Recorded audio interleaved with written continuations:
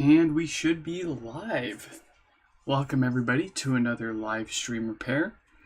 Testing out some different audio settings here today. I've found a noise canceling filter in OBS, so hopefully that should take care of a lot of the background fan noise that I've got going on there. If you guys like this, or if you preferred the sound with all the background noise and the way it was before, just feel free to let me know. Anyways, we've got 5 HomePods in today. Let's go ahead and get that text status updated here. Let's see. So, first one comes from CD, and it's got no power. Afterwards, we will take a look at Stevens with no power as well. Phillips also with no power. Jacobs, which has drop damage resulting in Crackling Bass. And we'll wrap up with Andrew with hopefully an easy extra little no power repair there. I want to get that alignment to the left. There we go. And it looks like we're all ready to go here. So, let's start things off with CD's HomePod here with no power. We've got a power cable here connected to our kilowatt meter. This tells us how many watts of power this is pulling from the wall, gives us an idea of what we've got going on here.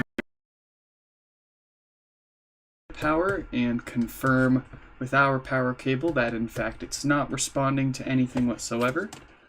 We've got about 5 to 6 watts of power draw at the wall there, so that's pretty typical of a shorted Schottky barrier diode on the amplifier board. Let's unplug that from power, and we're going to crack this open, see what's going on the inside.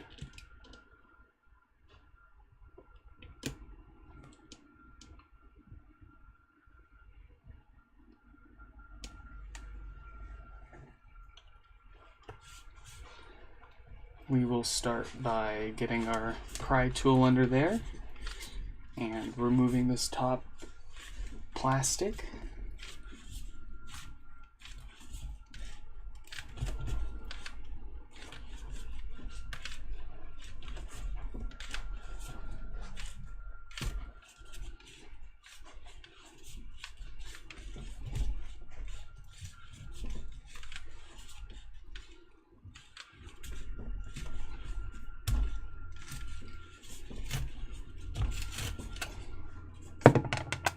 There we go, top cover removed.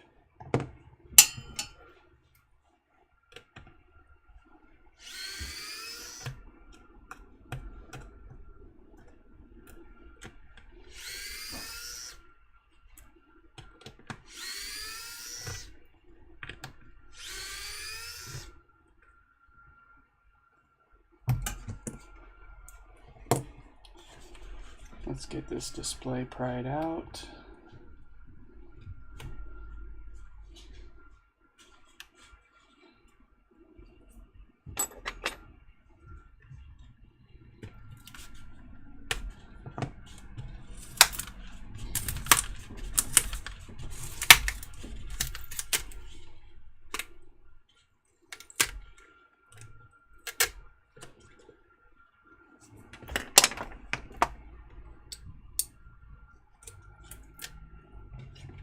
Alright, display got out.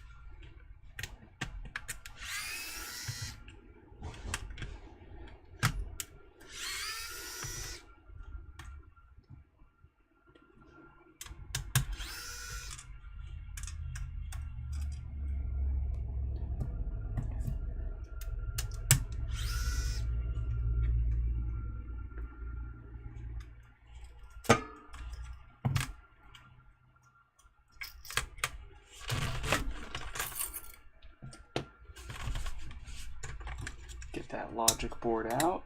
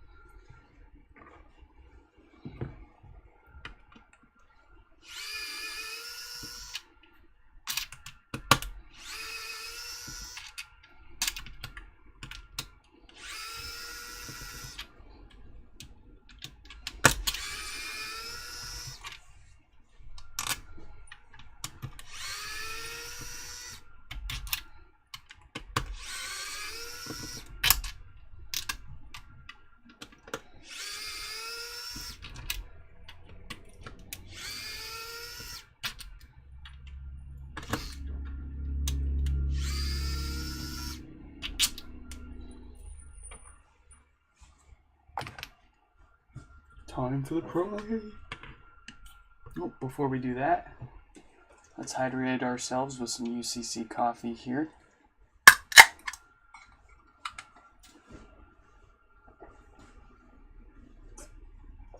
That's good stuff.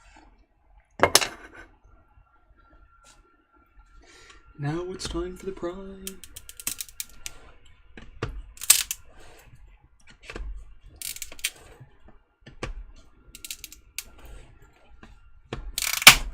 Yeah.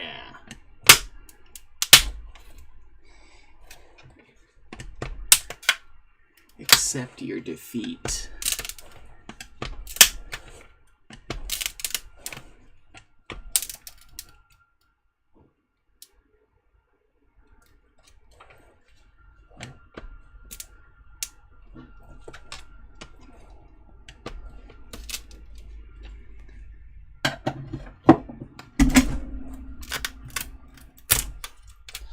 Very nice.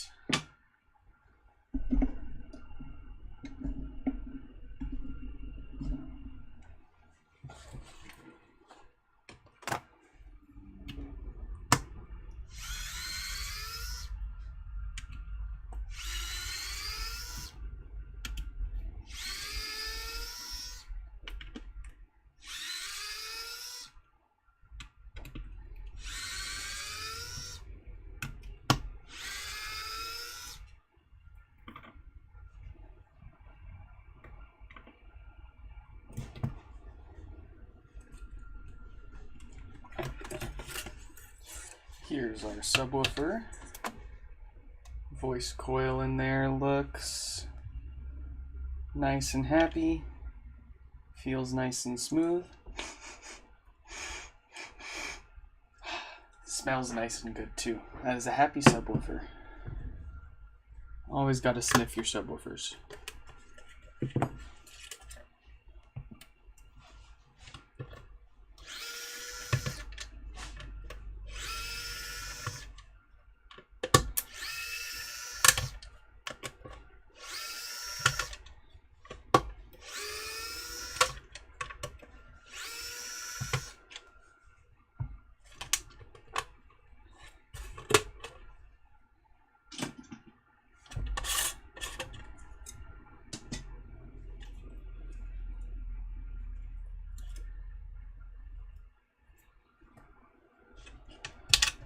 Alright, now that power supply.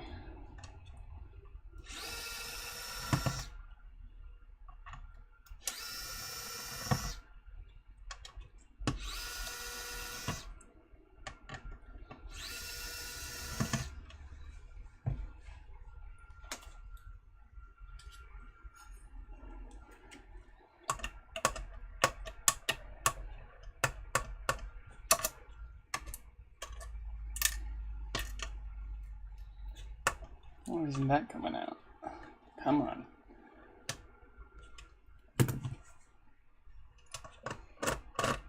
There we go.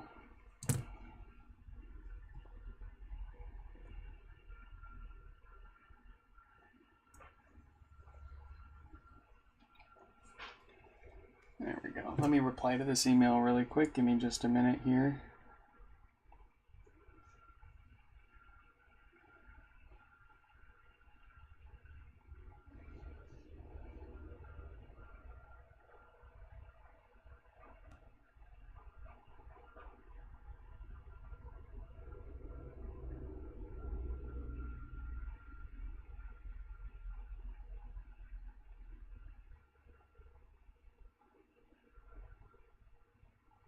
And okay, they are taken care of.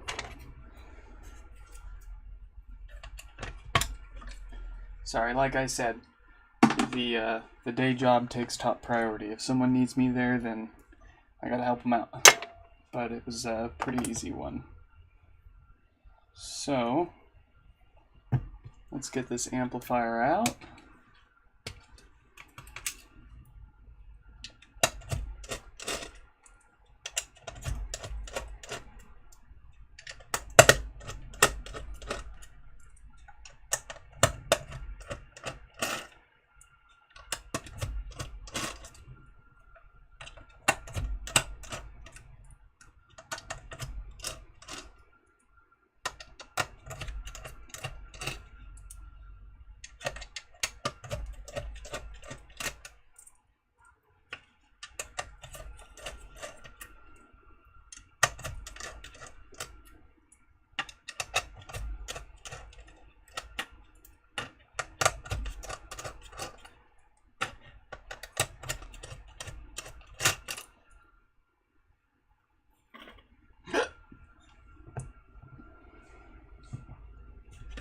Here's our amplifier.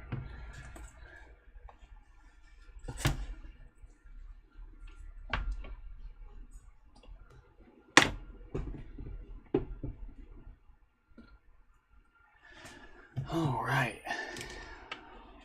What was this one having? No power, yeah? Okay. So let's get close up on that diode there. That is always our primary suspect with anywhere from 3 to 7 watts of power draw and no power symptoms. It's almost always going to be this diode here. So if we grab our multimeter,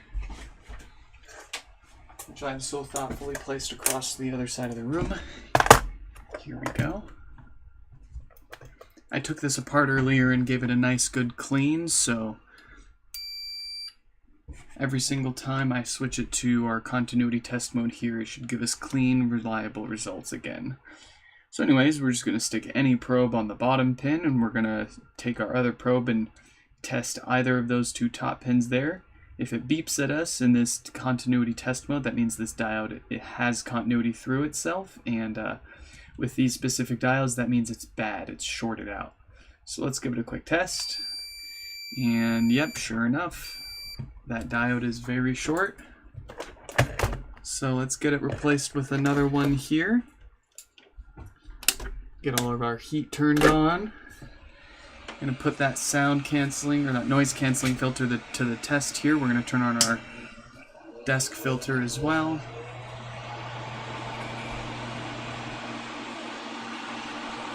And we're gonna remove that diode.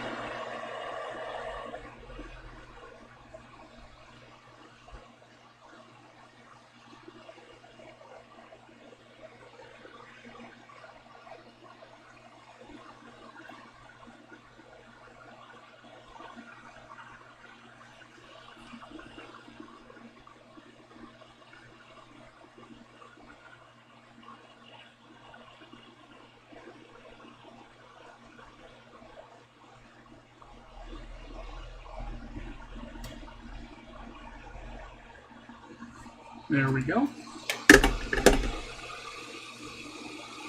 Let's stick that into our dead, or actually I've got all of my parts out here already.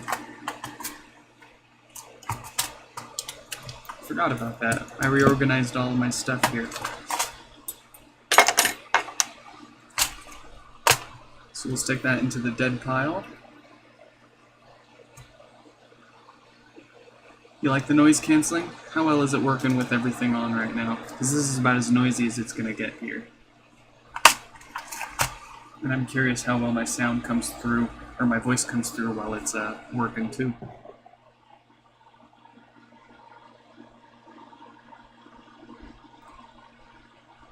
I listened to it a little bit myself with some pre-recording before getting started here, and I liked the sound of it. It was pretty clean and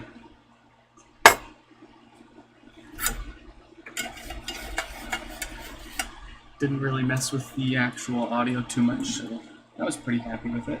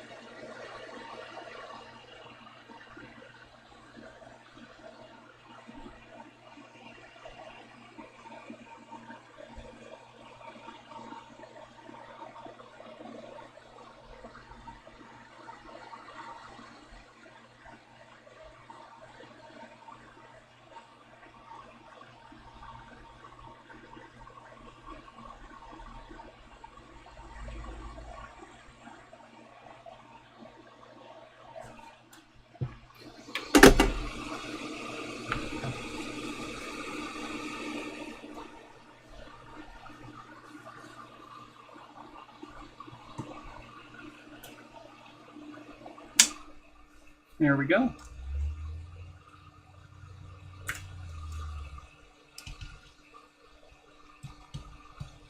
Now let's get this all cleaned up here. Or actually, we don't need to worry about cleaning that. But we're going to throw our test parts together on here real fast. See if this powers on. YouTube spam filter doing its magic here. Keeping those spam chats from working.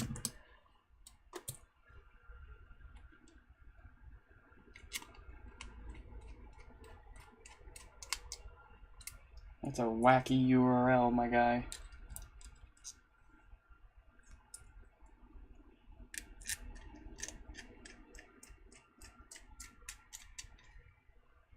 Okay, power supply is on.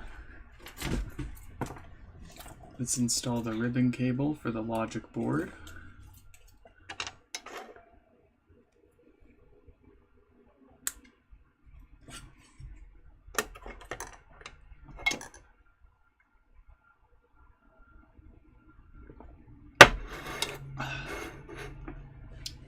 And then let's get ourselves a good working logic board here to test this amplifier. Connect our subwoofer. Get our power cable. And then we also want to get our multimeter hooked up to the subwoofer here, so if this board powers on fine, then we'll test it for any DC offset issues as well. And here we go. Very nice. First HomePod of the day powering on again.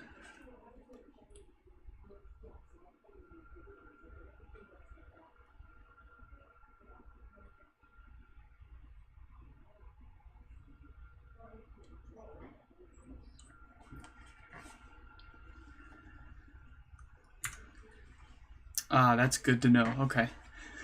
I didn't actually test it with the heat gun going on in the background myself. I want to hear how that sounds afterwards. But we'll keep it on.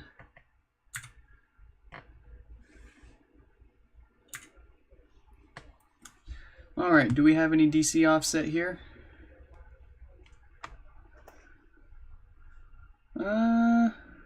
Yeah, it looks like it's just under 50 millivolts and it's going to grow past that here. So I think we will go ahead and replace their filtering capacitors here, just for good measure.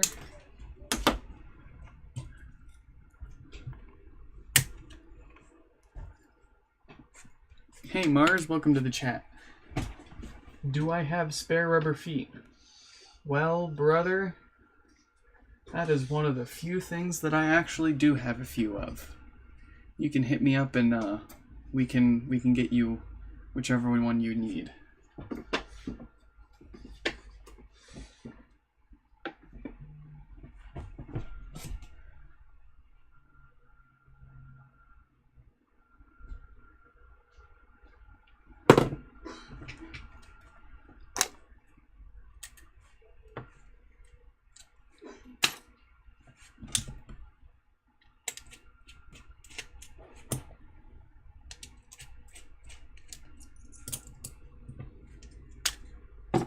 Alright.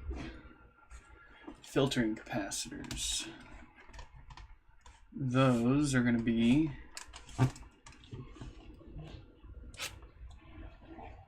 right about there.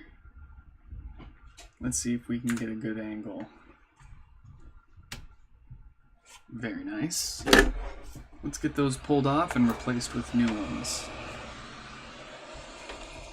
Yeah, I knew that wasn't gonna work.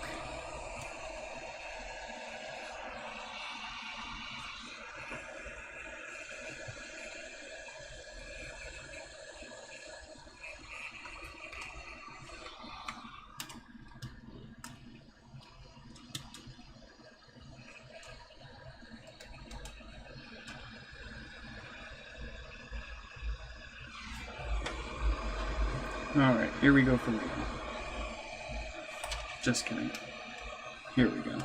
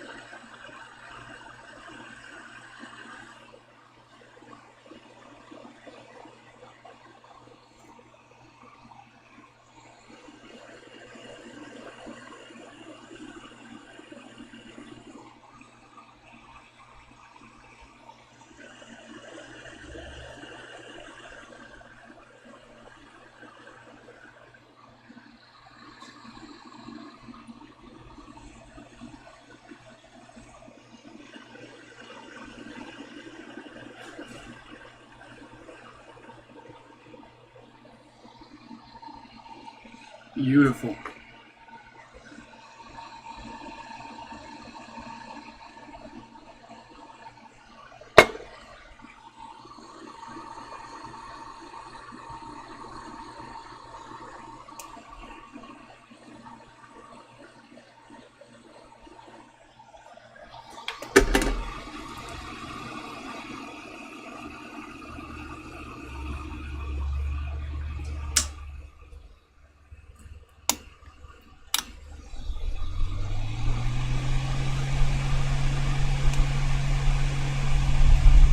Just cool that off real fast.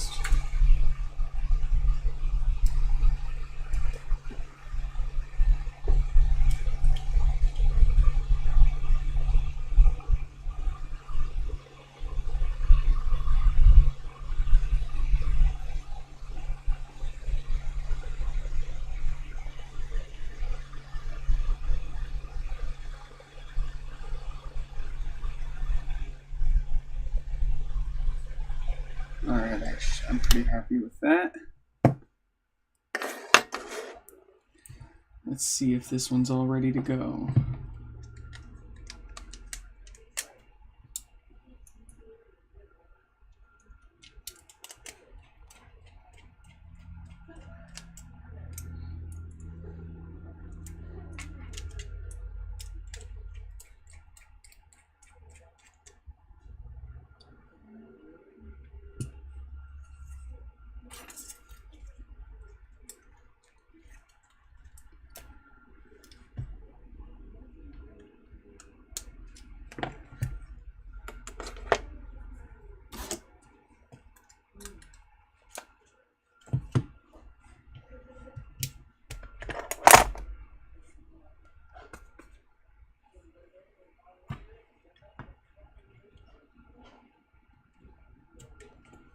All right, round 2, here we go.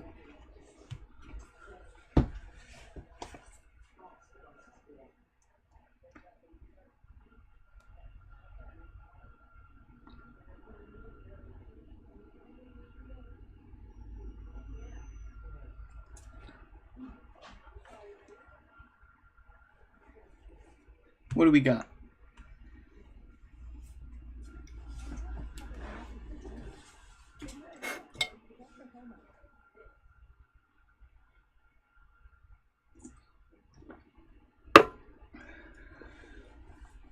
Yeah, that's a lot better. What's it gonna settle at?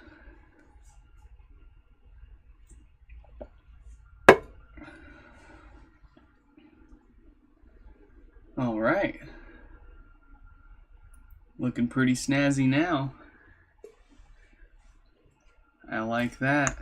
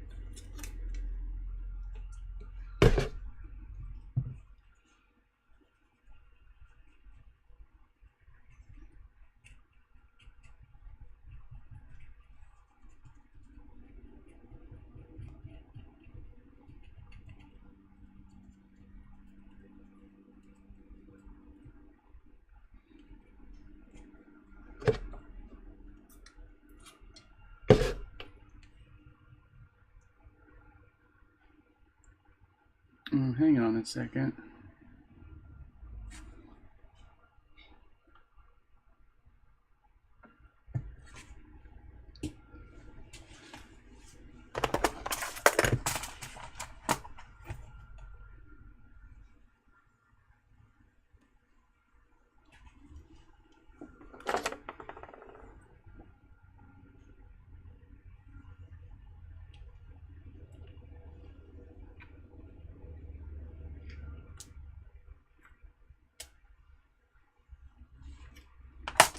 want to double check something here.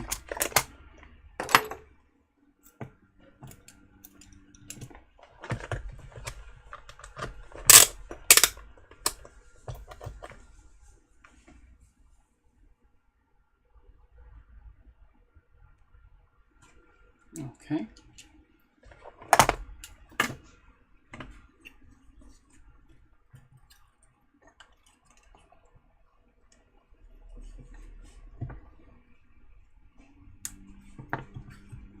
I'm going to try this one more time here.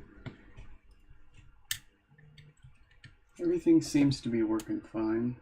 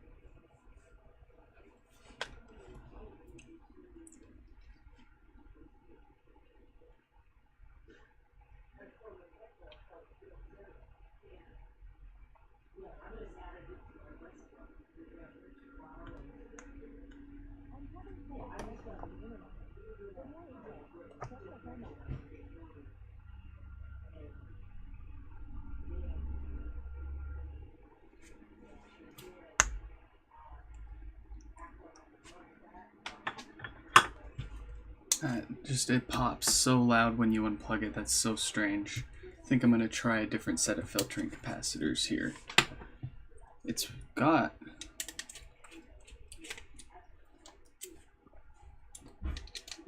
it's within spec for DC offset, but the speaker moves so much. I don't think I've seen that before.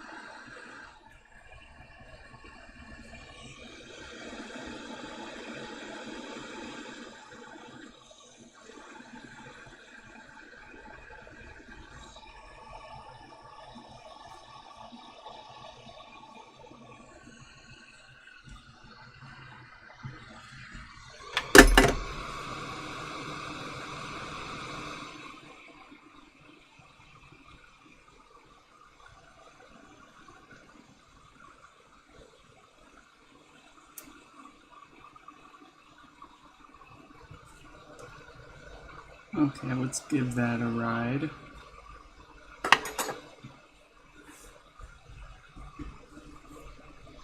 Want to cool this off real fast first, of course.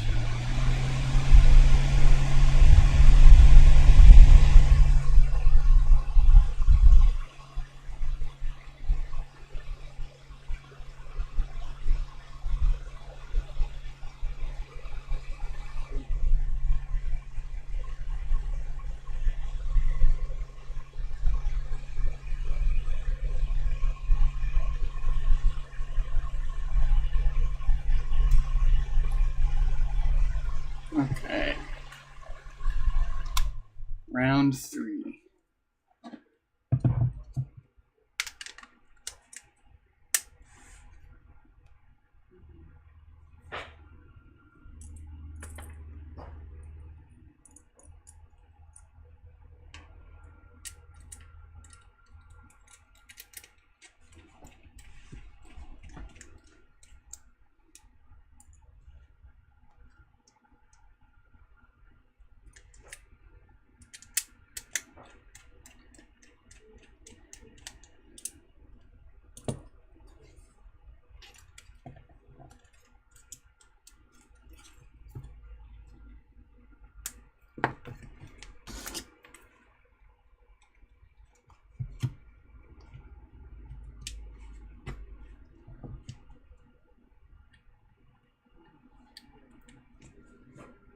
Here we go.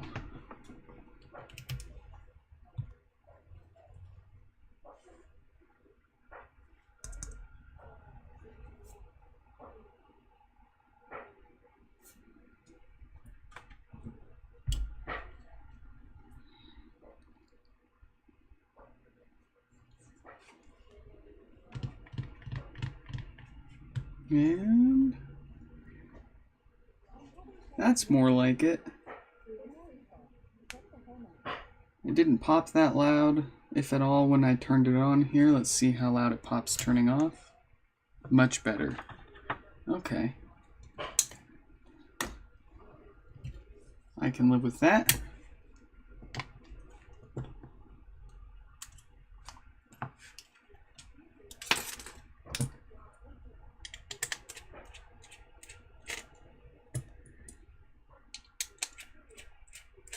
Yeah, perhaps one of those capacitors I replaced it with was also bad, or maybe some of my parts got mixed up here, but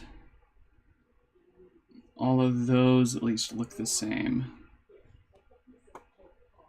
Or maybe one of them wasn't on there very well, despite looking fine, but it's all testing great and within spec now with no significant popping, waking up, or going into standby now, so appears to be all ready to go.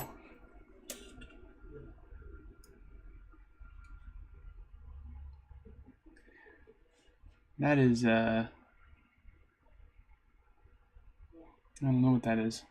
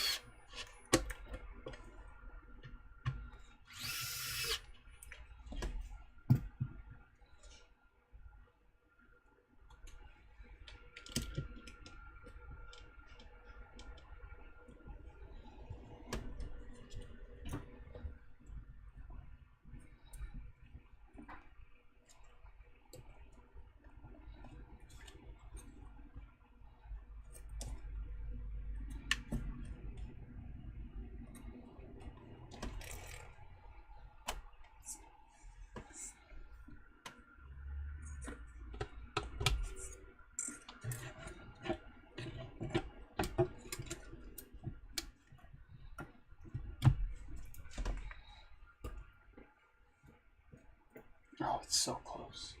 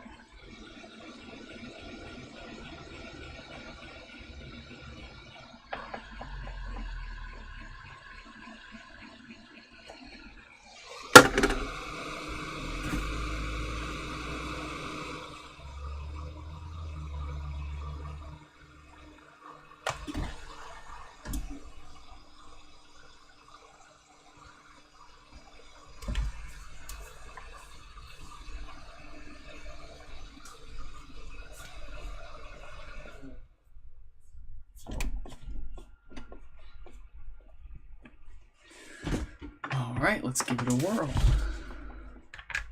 Drum roll, please. Ooh, yeah.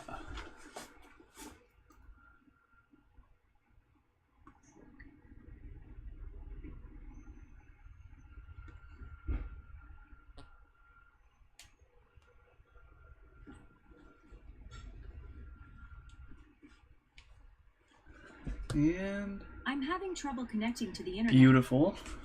I'm having volume buttons light up nice and even. We got CD's HomePod all fixed up for no power here. Some new filtering capacitors for good measure.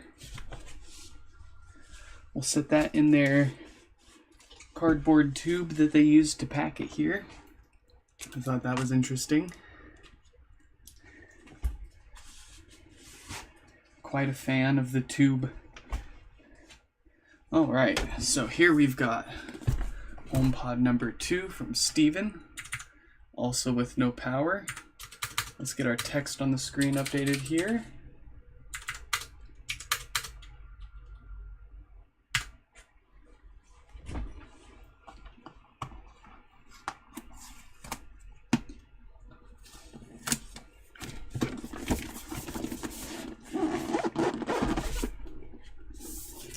Very nice.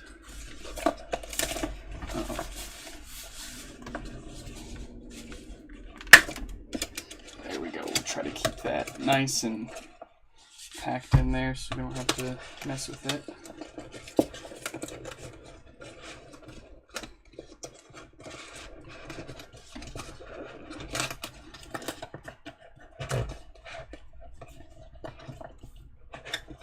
There we go.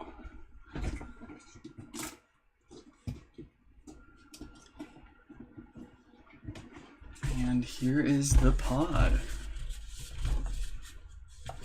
Looks like it got a bit of a bruise here from the power cable at some point. Maybe we can massage that out here.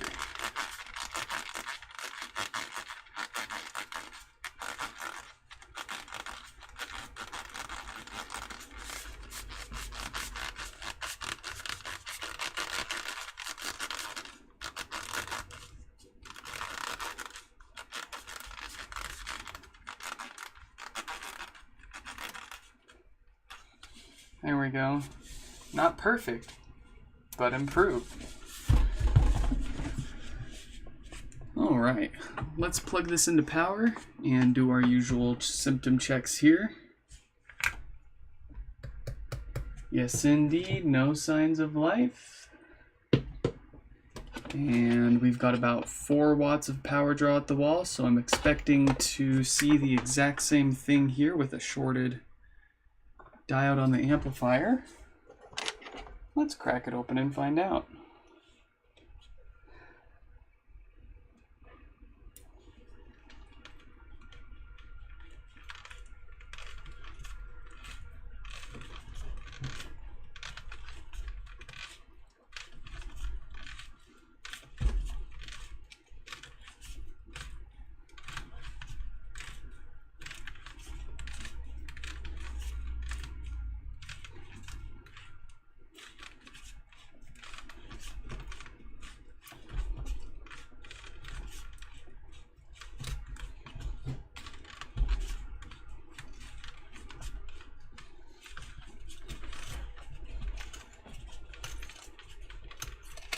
There we go. I'm going to try to magnetize this again real fast.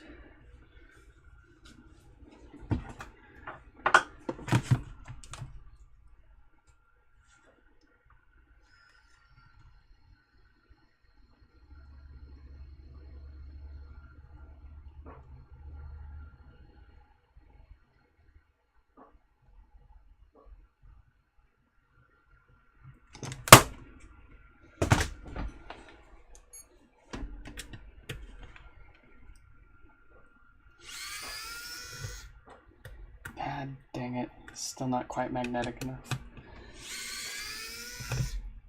That's okay.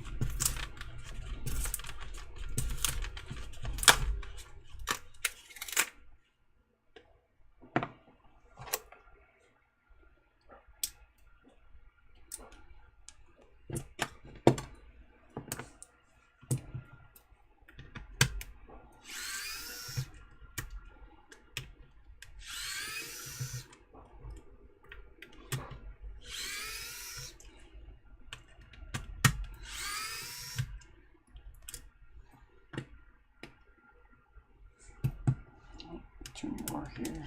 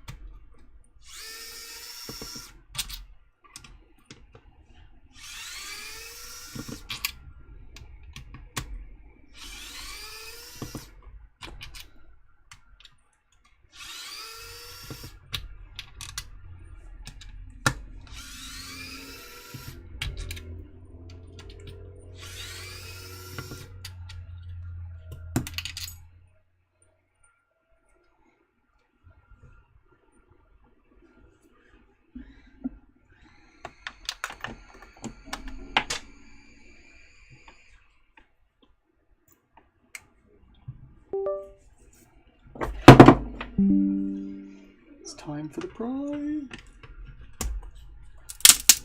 Oh yeah, very nice. Nice and easy.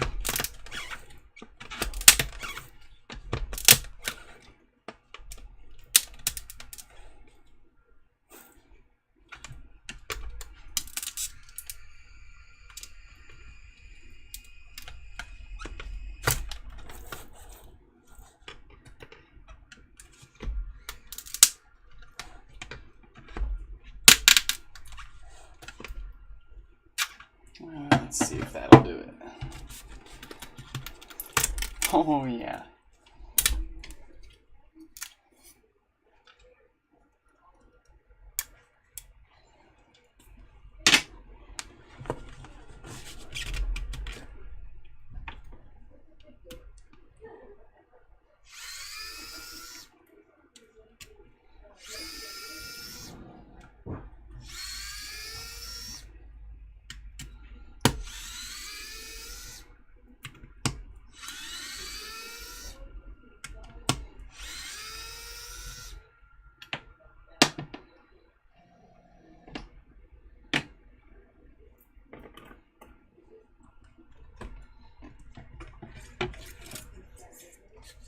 Alright, what do we got for a woofer?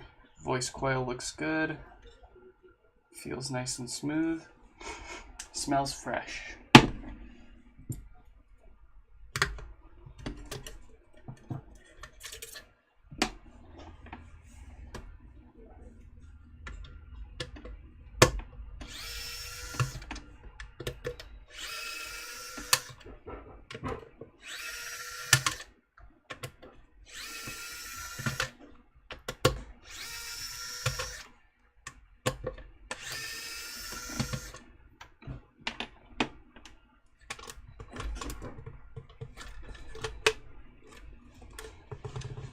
Come on out, you feisty fella.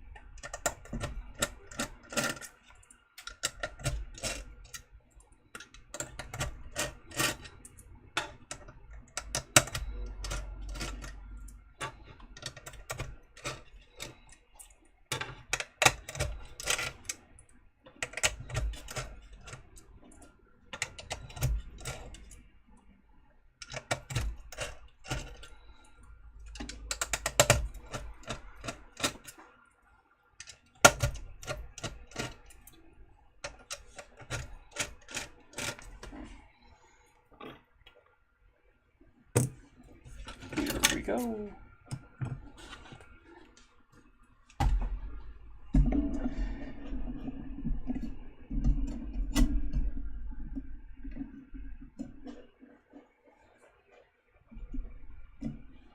All right.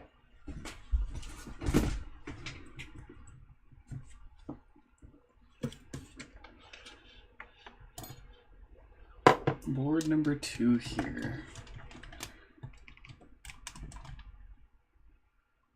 We've got a date code on that diode of 1746K, just like the last one. Or it was 1748K, huh? I see them both as the same. Crappy little diodes.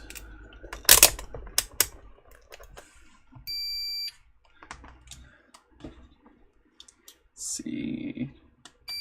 Yep. That bad boy is shorted.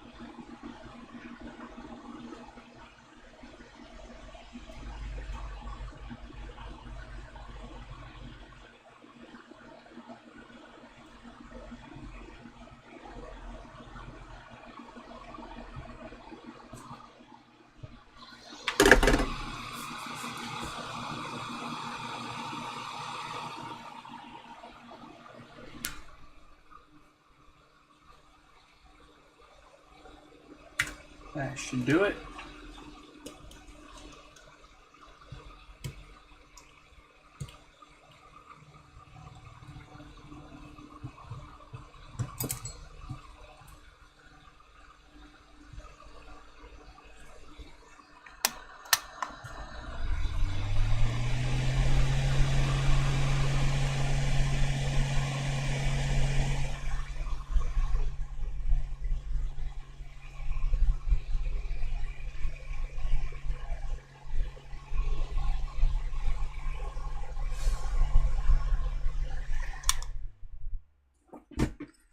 All right, let's see what we've got.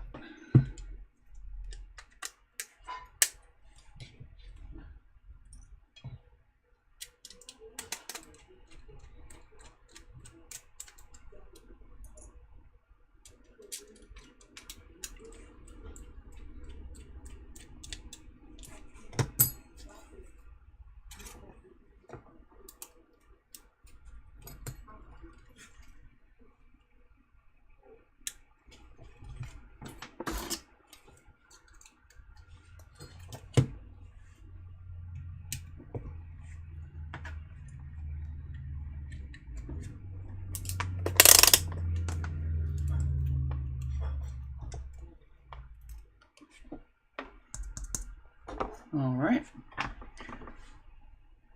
What do we got? Booyah! Second HomePod powering on now.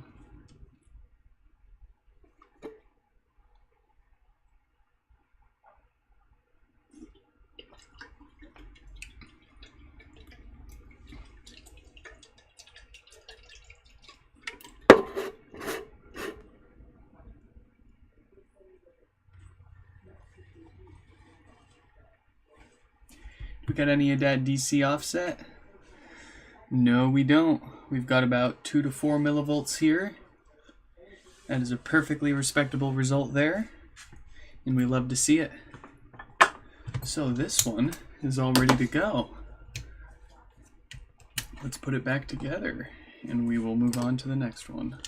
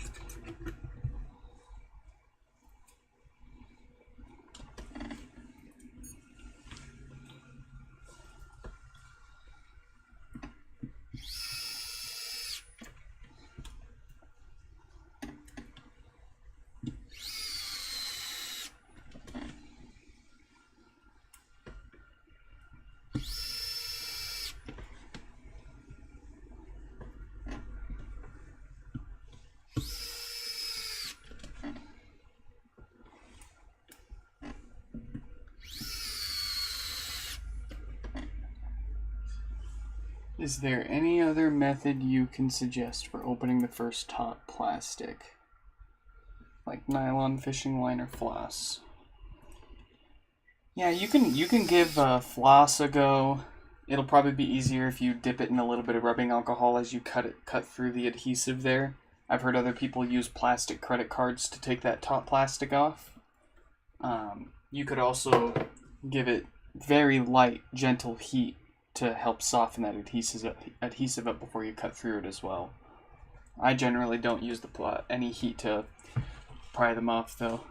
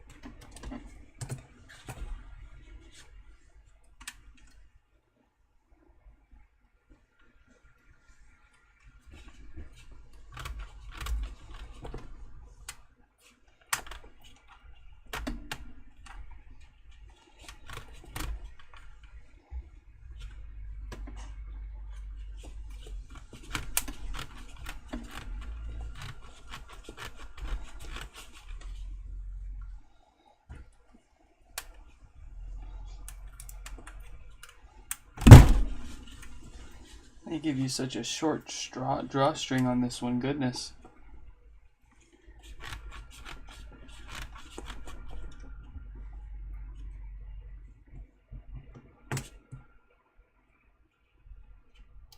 Let's see if we can't cheat that a little bit here.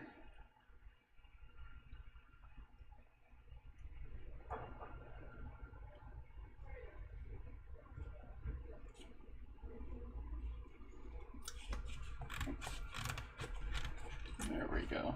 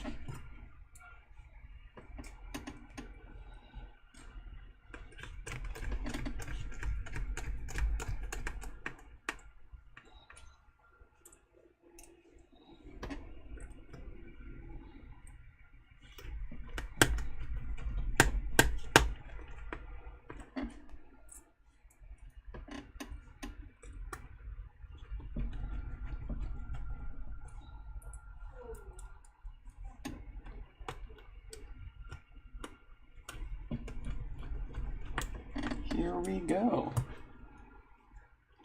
Let's get that top cover put back on.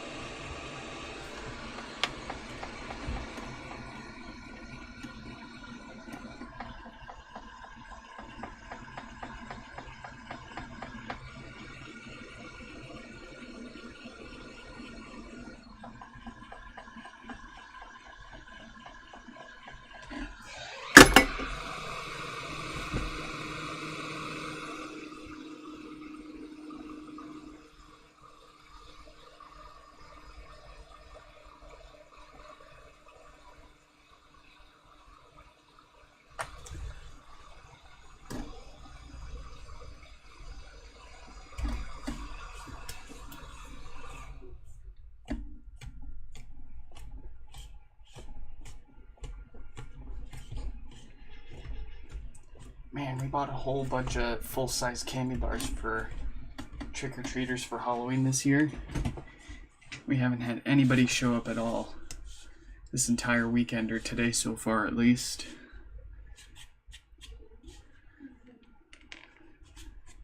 Hope we get a few people at least.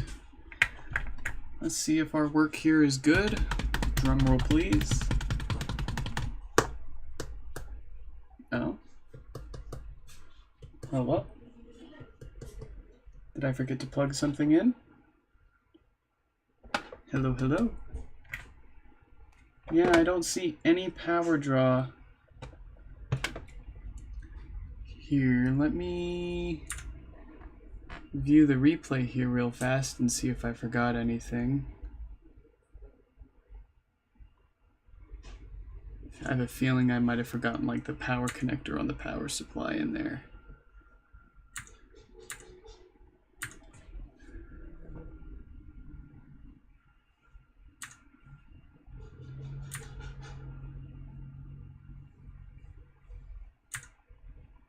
It's hard to tell.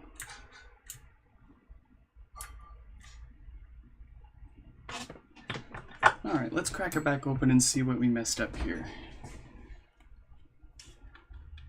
Unless they've got a failure in their logic board as well, but I don't think so, considering there's absolutely no power draw now, which tells me that we probably forgot to reconnect the power supply in there.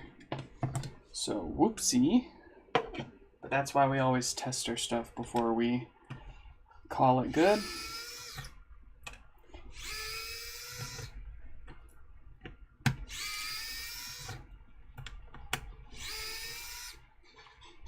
Good news is it doesn't take nearly as long to get in the second time here.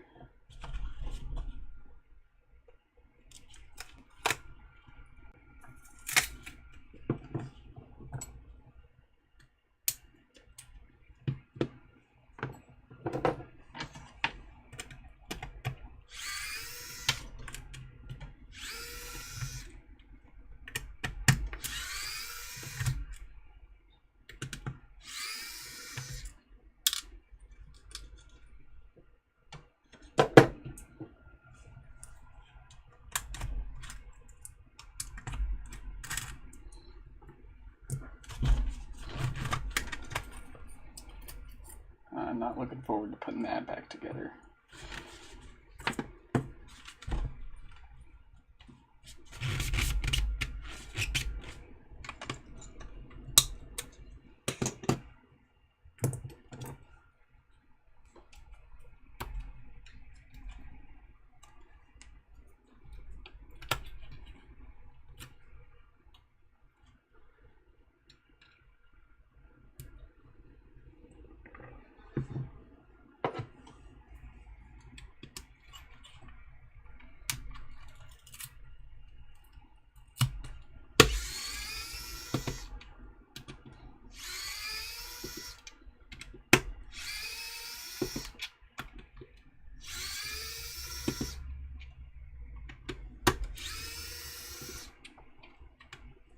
Yeah, Mars's bet's probably correct here based on absolutely no power draw.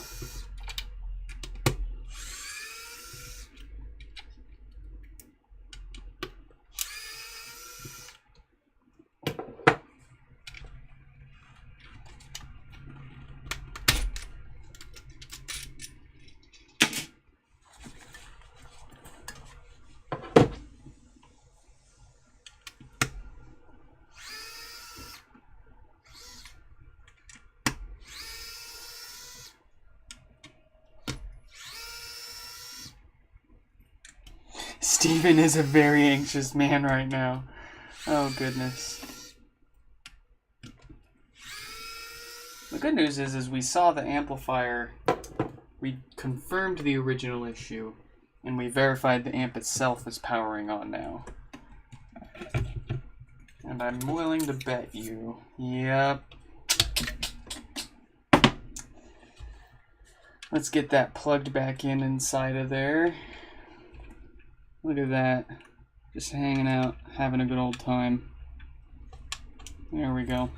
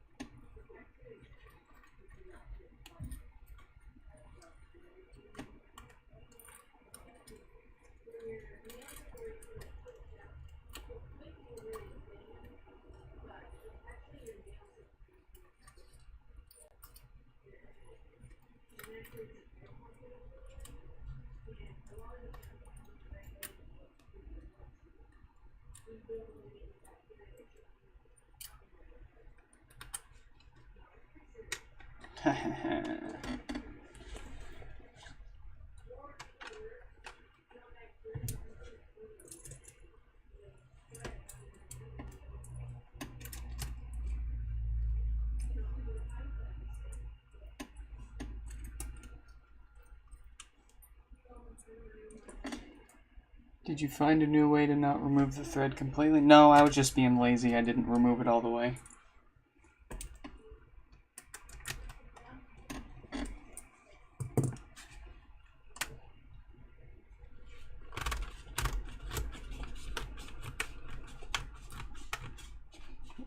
Usually it'll end up taking you more time fiddling with it than it will be to just take it apart all the way and put it back together again.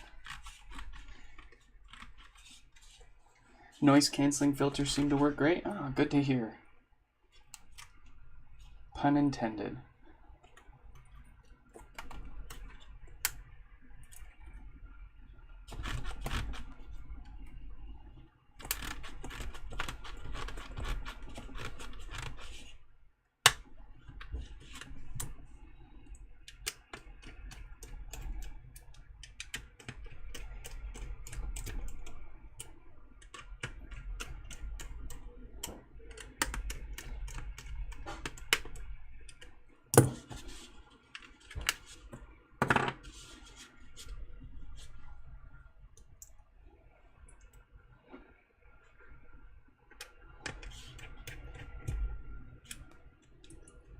Yeah, OBS gives you two options for noise canceling. Some open source one, I believe, and then the NVIDIA noise canceling. And I found I actually like the open source one a little better, just because, funny enough, it seems to do a worse job, but it does a pretty good job of isolating what I don't want coming through, i.e. the fans from my streaming PC there. But it does allow the various sounds from my tools to still come through, so you guys can get that that ASMR assembly experience there. Whereas I found with the NVIDIA noise canceling, it canceled all of the noise out, including the noises from all of my tools. So I went with the open source one, and it's doing a pretty good job.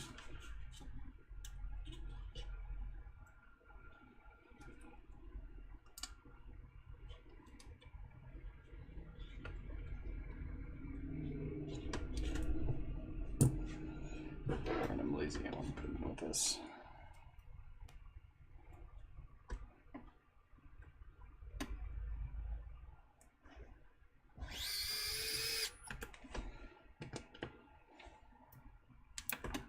Or not.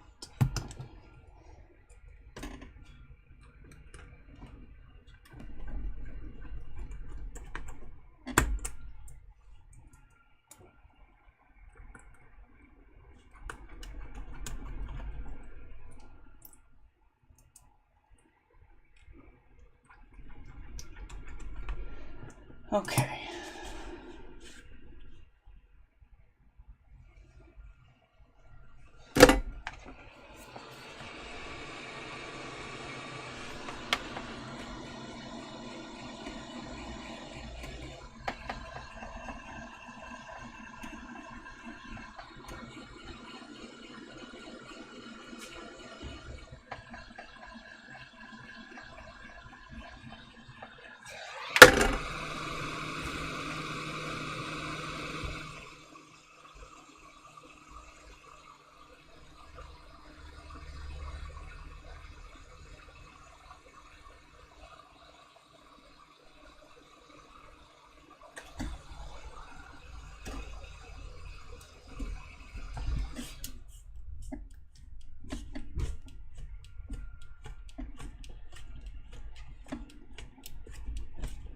All right,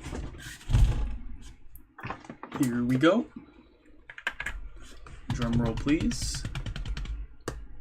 Booyah. Stephen can now breathe a sigh of relief. Got their HomePod powering on after forgetting to reconnect that power connector inside of there. Not the first time I've done it.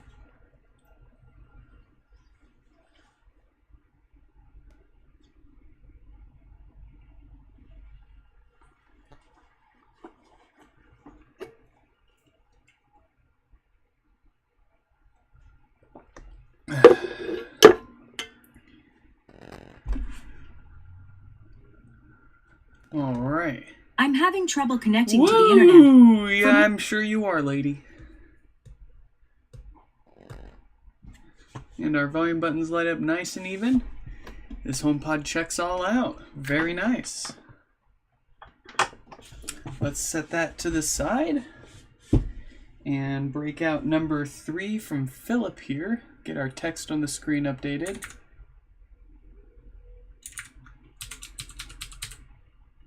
Philip's HomePod also has no power. And then after that, we'll move on to a potentially more interesting repair from Jacob that was drop damaged and is now crackling in the base. So stay tuned for that one after Philip's here. But we're going in order. And we're going to look at that one first here.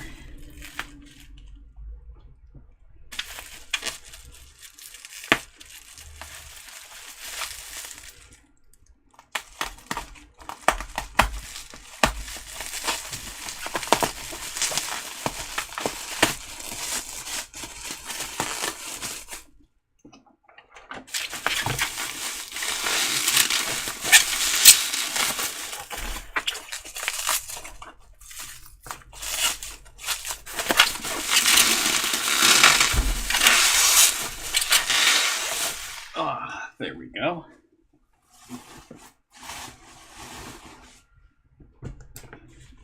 Alright, they've still got the plastic on theirs.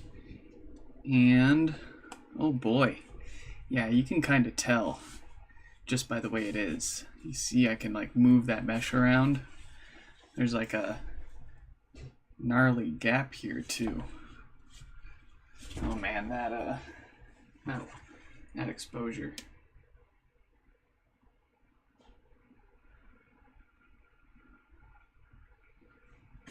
Yeah, take a look at that. That gapto. Alright, enough goofing around.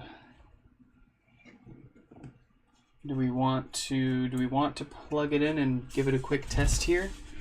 Yeah, let's go ahead and do that.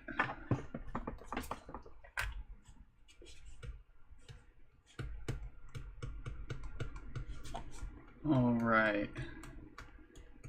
No response whatsoever there. I suspect this one's been apart. Or as DankPods would say, someone's been in here. And, well, I'm the DankPods. Oh yeah, someone's been in here. Let me double check my email here and make sure that he hasn't already been in here. Doesn't make a difference for their repairs, but just want to make sure. This one's from Philip. I have an original HomePod, no lights at all. Blah, blah, blah. Doesn't sound like they made any attempts to take it apart. Interesting. I wonder if they bought this used.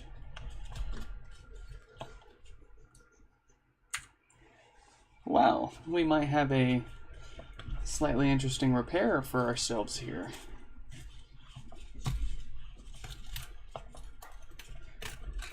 Yeah, that can see, yeah, that someone's been in here.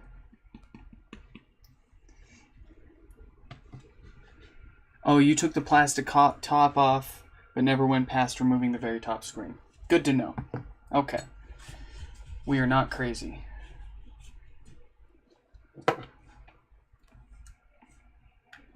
And if you already told me that in an email, I skipped right past it. I apologize. But fear not, it will have no effect on our repairs here. And I don't blame you for stopping when you did.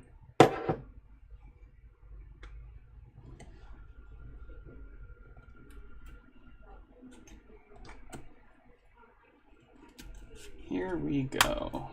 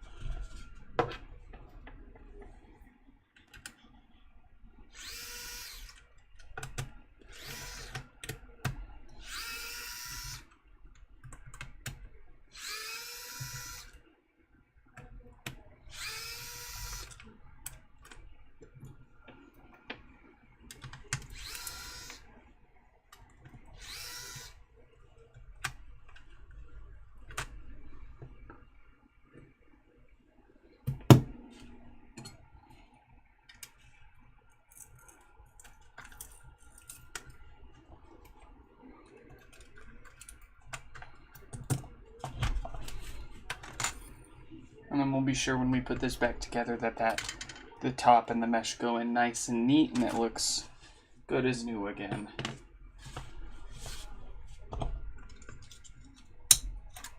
Ah, I see a bit of a crack here. Ooh, this whole top plastic basket actually is pretty well cracked up. Yeah, we're gonna go ahead and just replace that while we've got it. We don't want this breaking off in a few months after our repairs and causing all sorts of other issues here.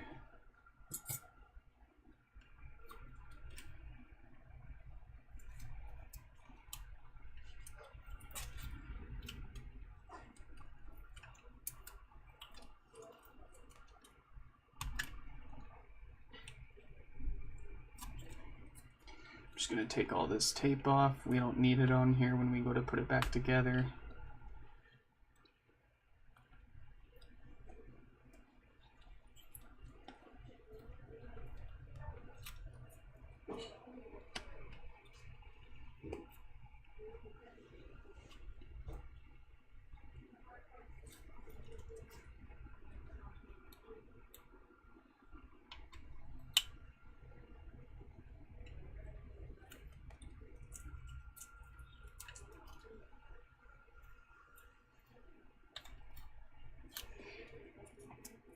Interesting. So you took this apart yourself before. You bought it used, but you're not the one that put the tape on there.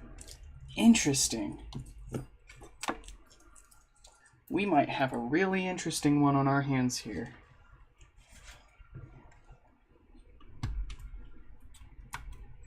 Let's see, has this been removed yet? I'm really curious how far the previous owner actually went with this.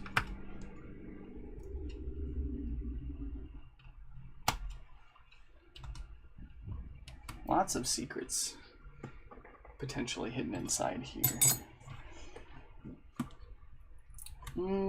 It doesn't feel like they ever took this ribbon cable off the basket here. That was still pretty well stuck on. But it is possible that they didn't remove this and they just hinged the whole top plastic back instead of detaching it here. But let's find out. Oh boy, those are in there. We're gonna need to break out the big guns.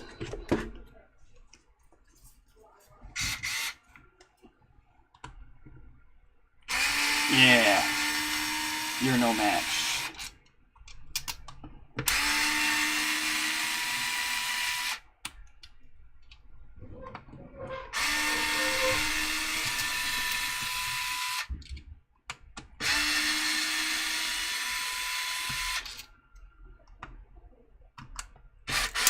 Oh man, they torqued those down.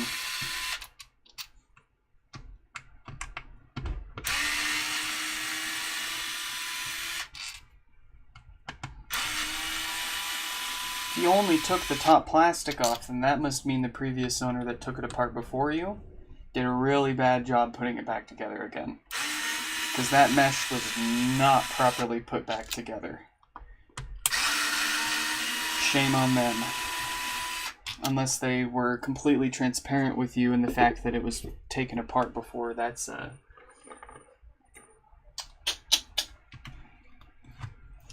Alright, let's see. Any signs of prying in here? No. It looks like this is probably as far as they got.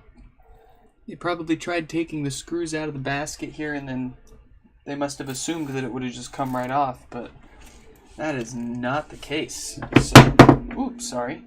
That's as far as they got with it seems. Let's go ahead and take it further here and do the pry. Oh yeah. Yep, this hasn't been opened up any further. Unless they glued it back together.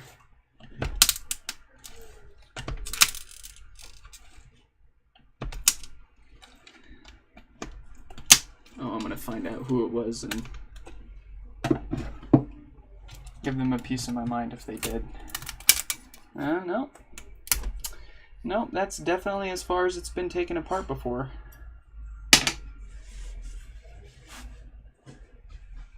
So that's good. That at least means that, sure, they might have gotten partway through with it, but they didn't, go in there and do any sort of half-assed repairs on the board itself. Or damage anything else here. Everything looks alright.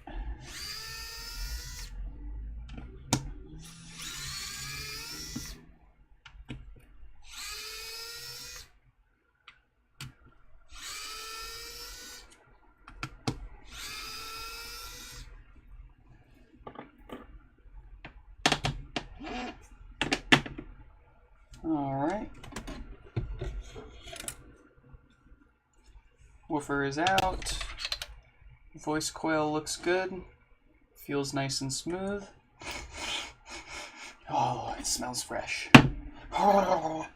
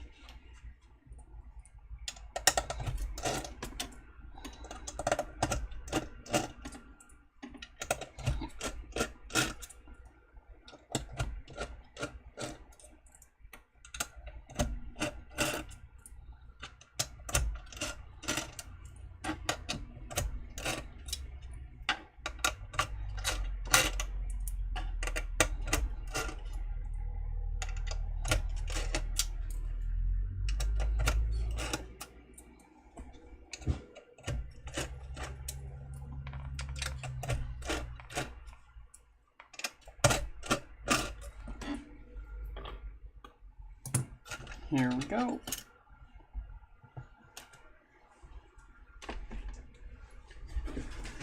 Pull up a chair, folks. Let's take a closer look.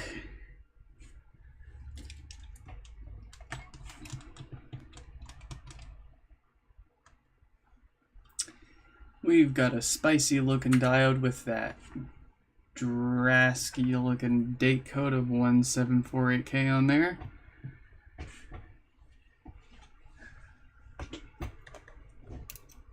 Hey, welcome back to the chat, and great to hear it. hope the drive back wasn't too bad. I'm sure getting out of town with traffic wasn't fun, but the drive over there, we only made it to like 30 minutes from the border. We were gonna drive into Canada after our honeymoon, but we ended up turning around because we got an offer for a place that we were looking to rent. So we turned around and got that all taken care of. But we almost made it, and the drive up there was just absolutely beautiful.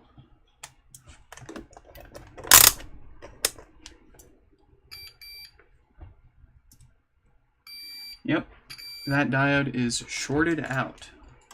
Let's get it replaced.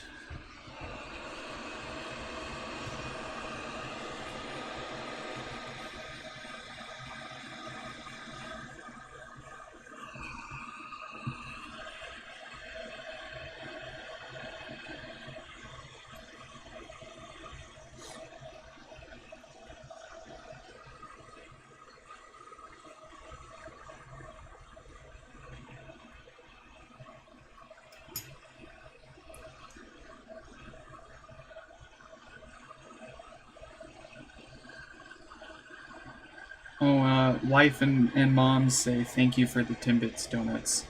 Those did not last long last night.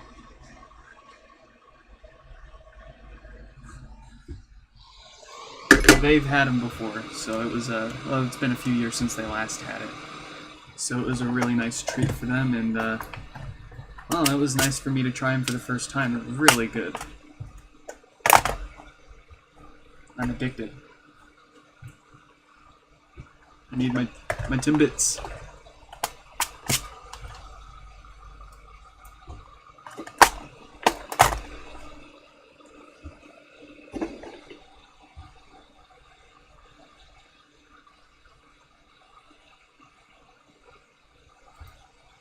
Hey Nick, just got onto the stream. Looks like you already completed my HomePod. Sorry I missed it. Was the problem a blown diode? Yes, it was. Your HomePod ended up being the exact same diode and the exact same problem that we're fixing here for Philips HomePod. And then we threw it together again and it still wasn't powering on, so we took it back apart and found that we just forgot to reconnect the power connector on the inside. But yeah, it's all happy and hunky-dory, working great. You can actually rewind the live stream and see us wrapping up your repair and giving it a quick test if you'd like. But no issues with yours. It is a happy HomePod again.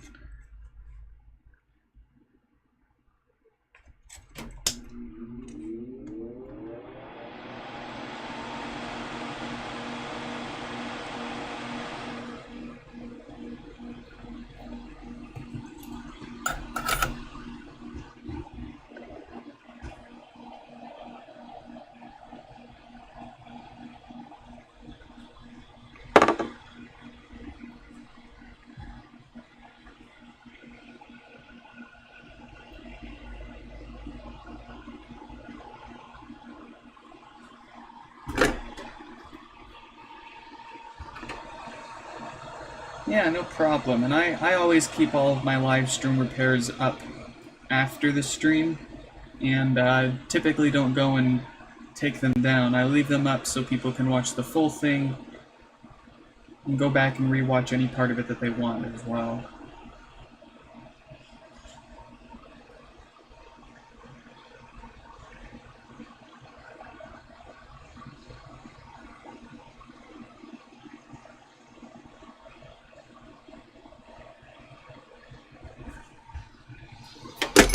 There we go.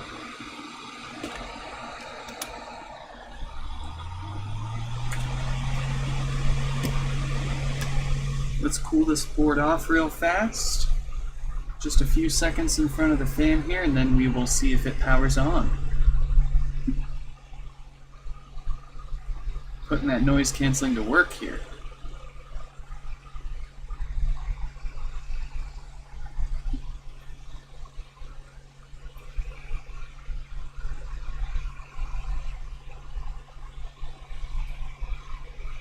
That should do.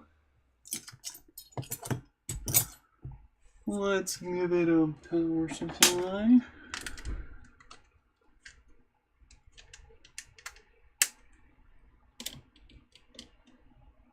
Still no trick-or-treaters.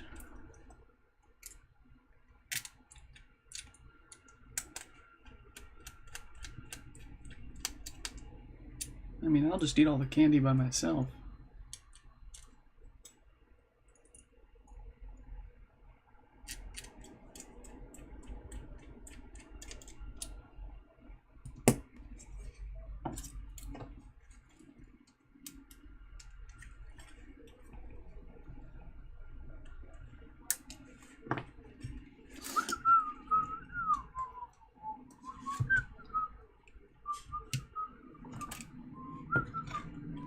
Okay, so we've got our subwoofer connected, our power connector, logic board. Let's connect the multimeter to the subwoofer here, so if this power's on, we can also check it for DC offset issues while we're at it. Very good. All right, here we go. Booyah! We got power.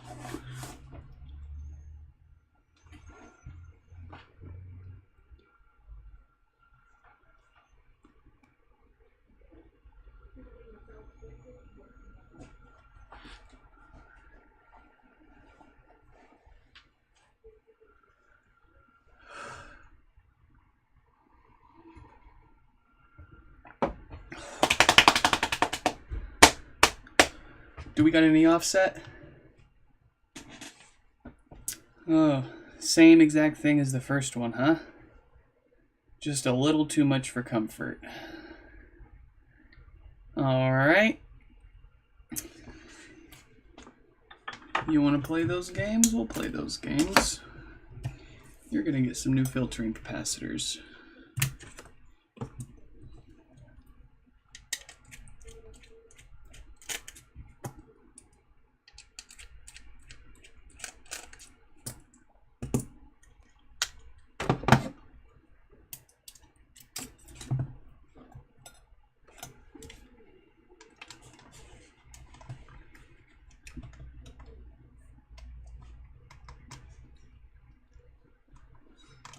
There they are.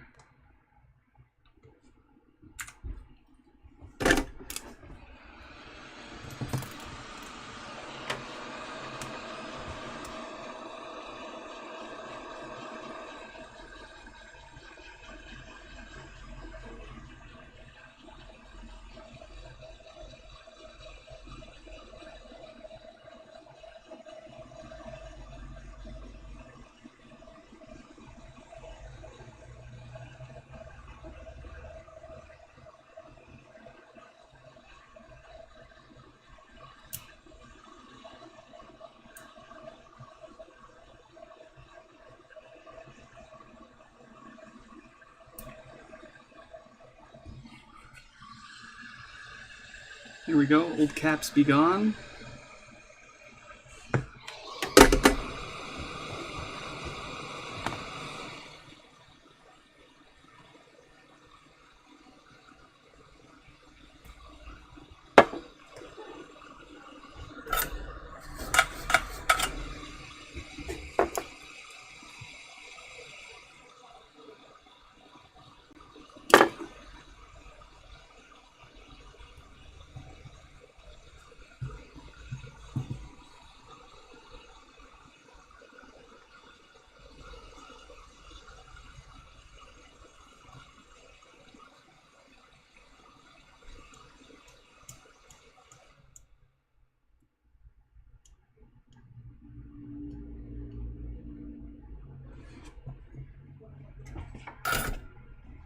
Some new filtering caps from our parts here.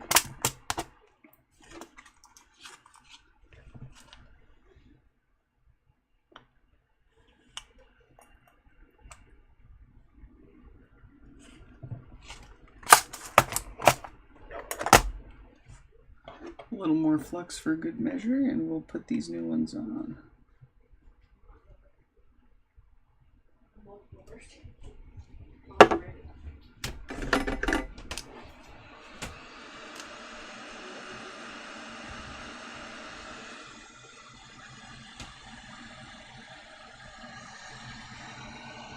Is this different than the typical diode swap?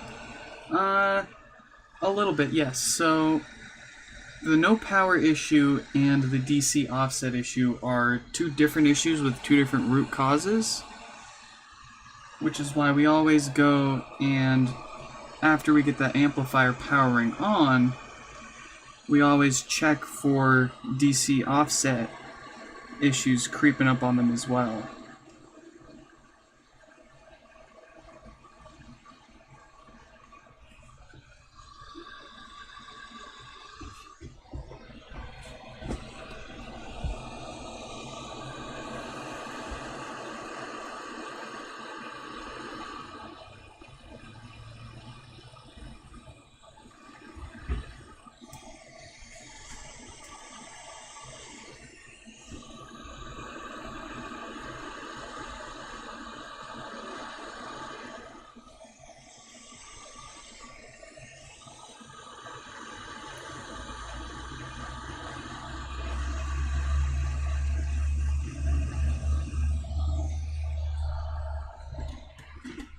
So these four caps that we're replacing here, well, I just said it, these are capacitors.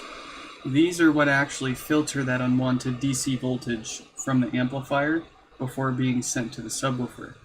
So these tend to go bad over time.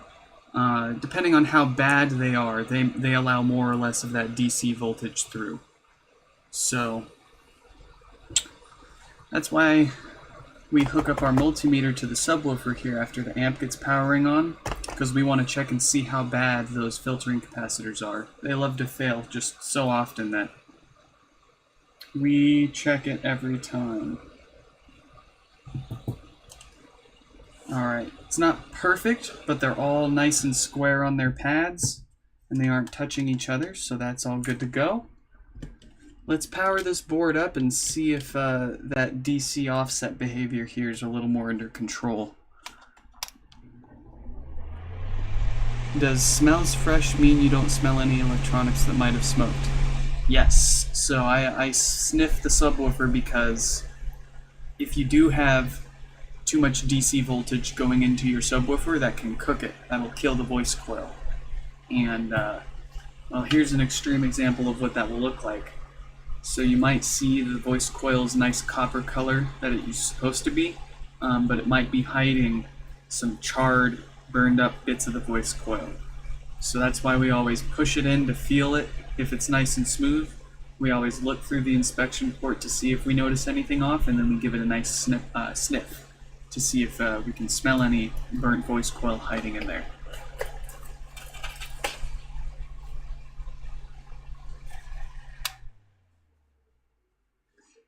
Exactly. You are spot on.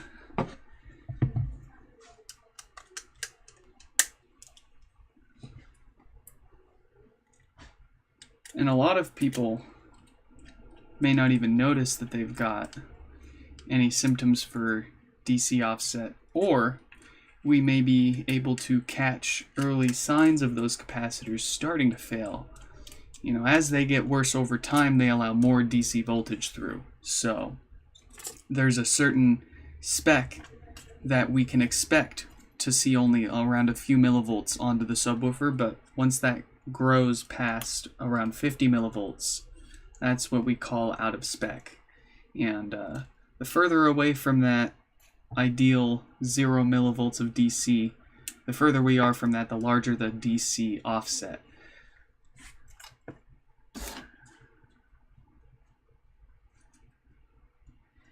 Yeah, and there's no, that's not like documented anywhere. That's just our, you know, if you go search on Google and you do some research on DC offset in audio amplifiers, you'll find that in general the consensus is up to 50 millivolts of DC offset is acceptable.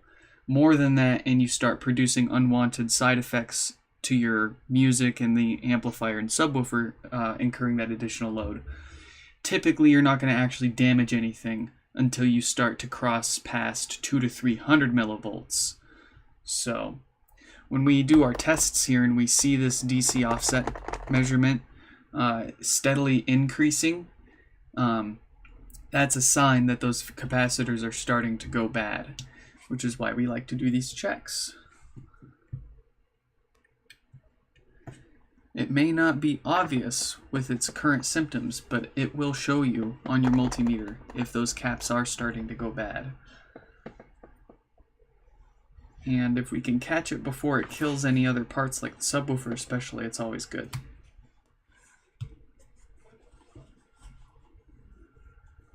The offset on this one was only at about 40 millivolts, but it was also growing. So when we first turned it on, it was at like 20 or 30, and then within a few seconds it grew to 40. And that's when we were like, okay, we're just going to replace the capacitors in this just to play it safe. Typically, when we get HomePods in for repair, because they have too much DC offset, that's the point where they've got like death farts or just no bass at all. So the sooner you can catch your DC offset, and if it starts to become a problem, and replace those filtering capacitors, the better off you are. So that's more like it. I like to see that. So we're hovering at around 3 to 5 millivolts of DC offset now after replacing those filtering capacitors. That is a lot better than what we were seeing before, which was around 40 millivolts and continuing to grow. So if it's holding relatively steady like this and staying under 50 millivolts, that is always good. Let's get that unplugged from power and put it back together.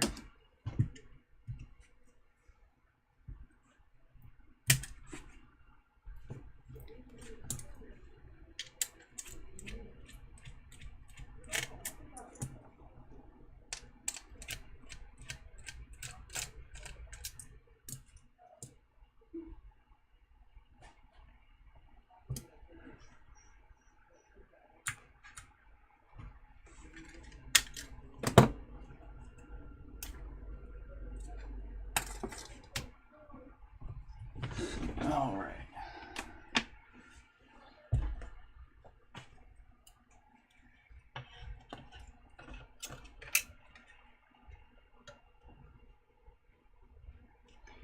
Yeah, 5 to 10 millivolts is the ideal.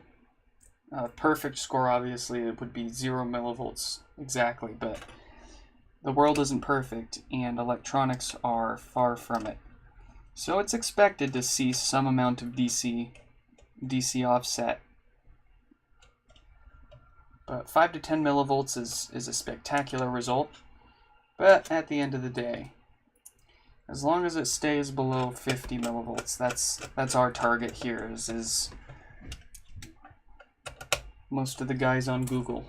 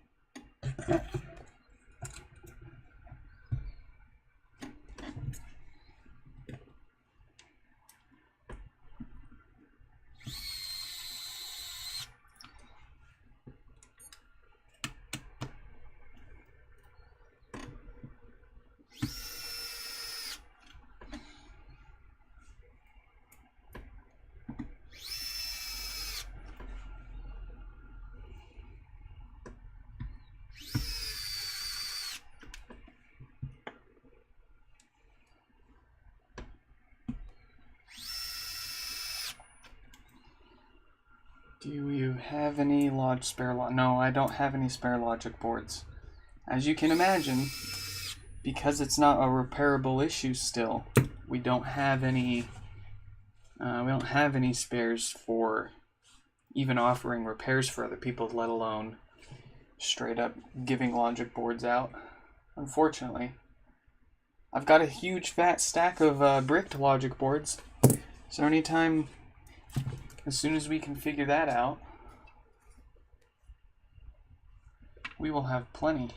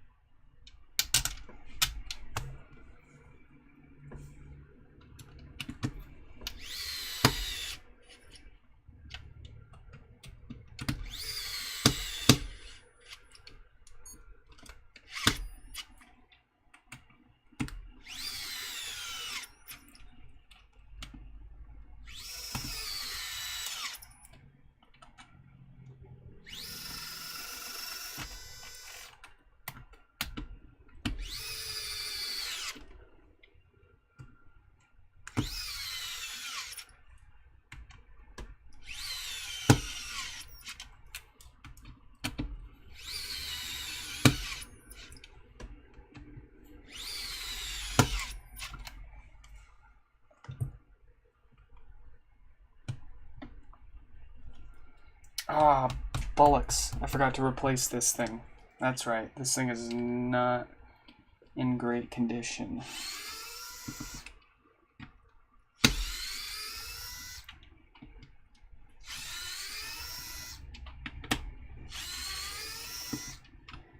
That's okay, the electric screwdriver will make quick work of that.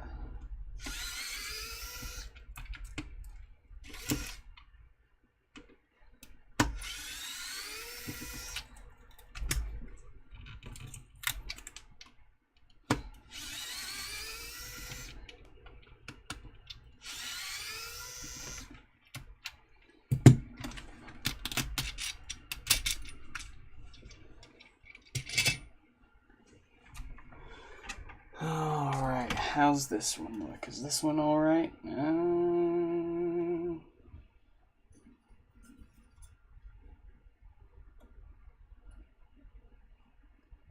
Yes.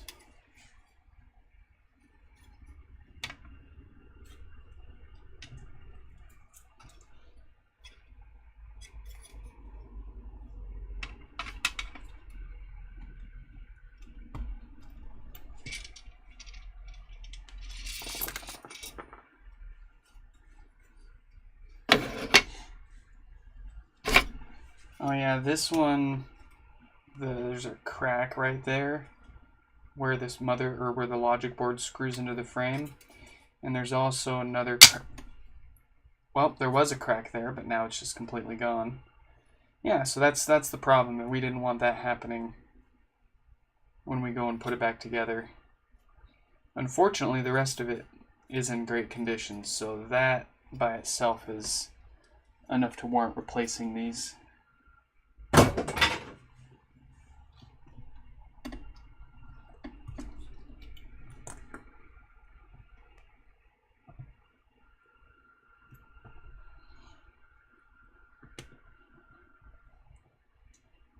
Yeah, that's a freaking replay moment right there.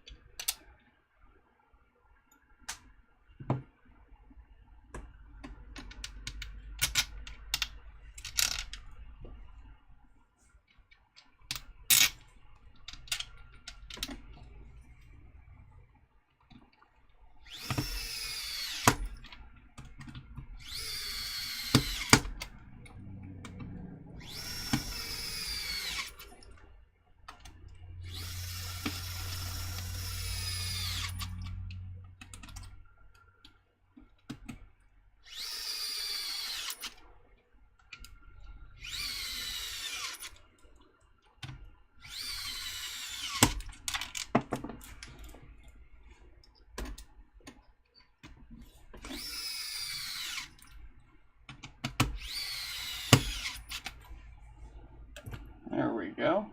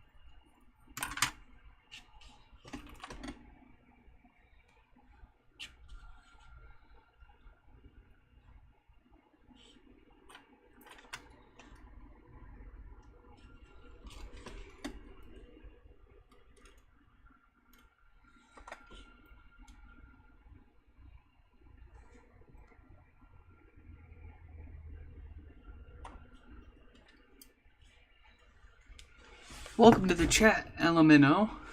They said, hello, I used your videos to troubleshoot 2 HomePods this weekend. Found one with a bad diode and the other with a bad MLB. Dang. Is the logic board itself just not powering on at all, or is it like a software issue on it? Did it get bricked? Or did you end up fixing it? I'm curious. I want to know.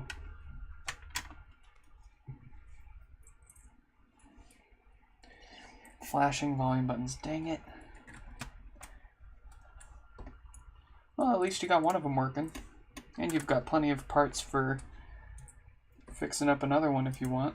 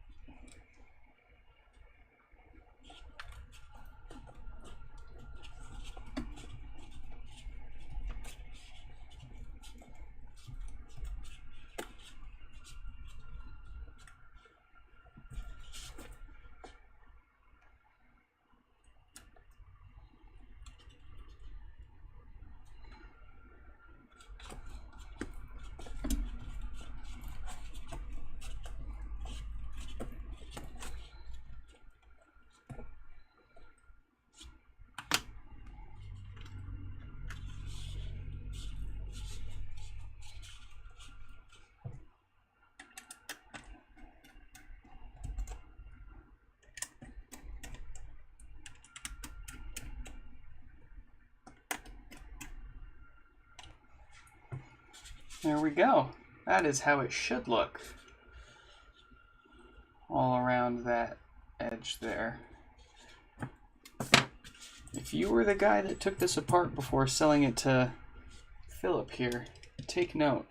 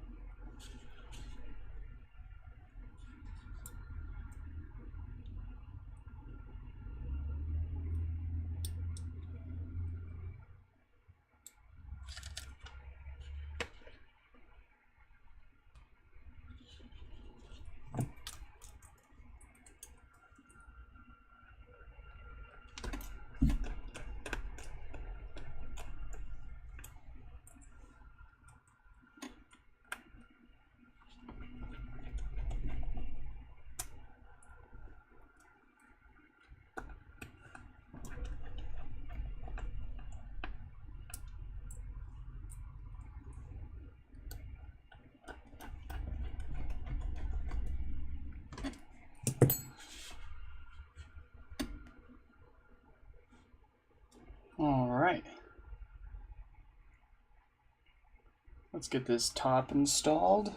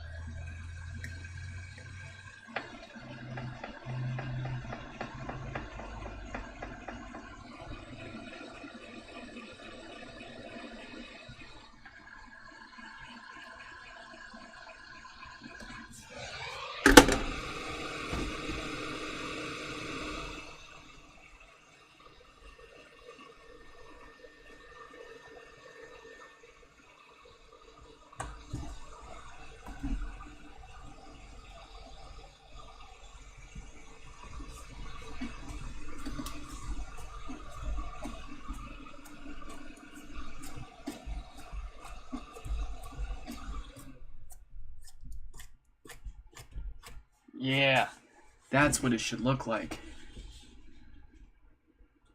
Very nice. All right. Let's give it a test. Drum roll, please. Booyah.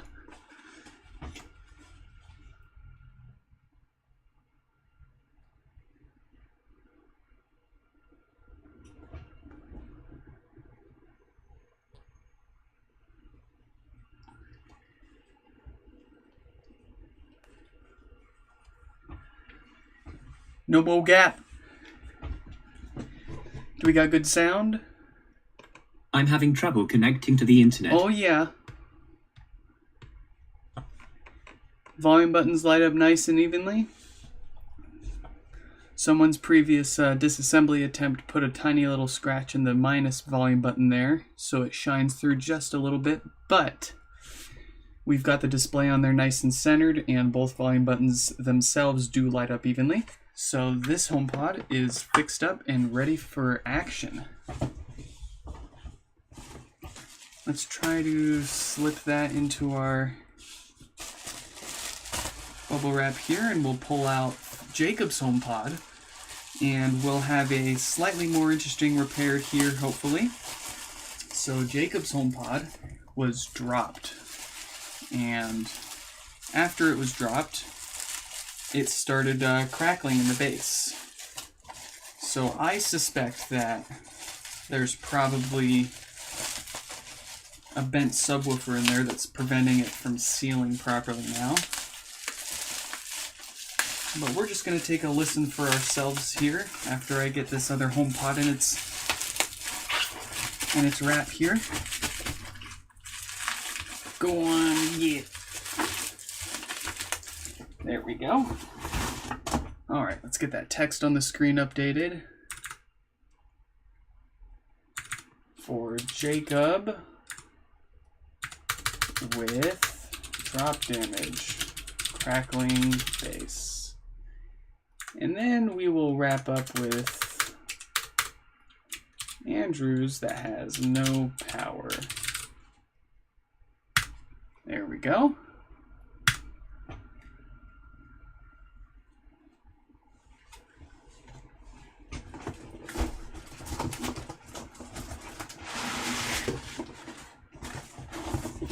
So here is Jacob's HomePod and the star of the show for today.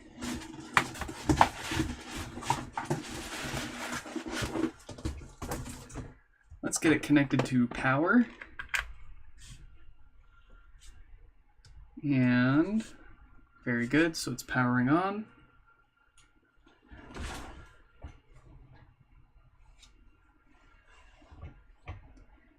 You can see a bit of a scuff on the mesh there, presumably from when it was dropped.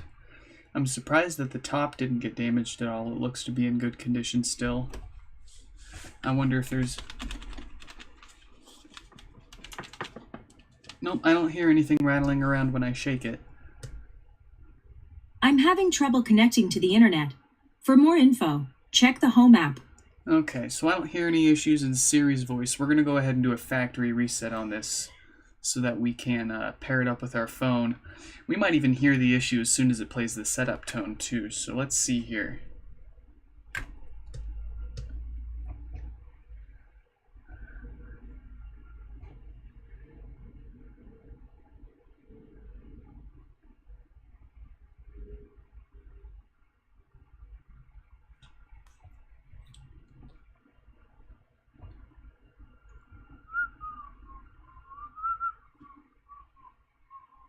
Your HomePod is about to reset. Keep pressing until you hear 3 beeps. Alright folks, take a minute, grab some water, use the bathroom, give this just a minute here to factory reset, and we will listen for that setup tone. If it sounds fine when it plays the setup tone, then we'll go ahead and pair it with a phone and play some music to see if we can hear what it sounds like.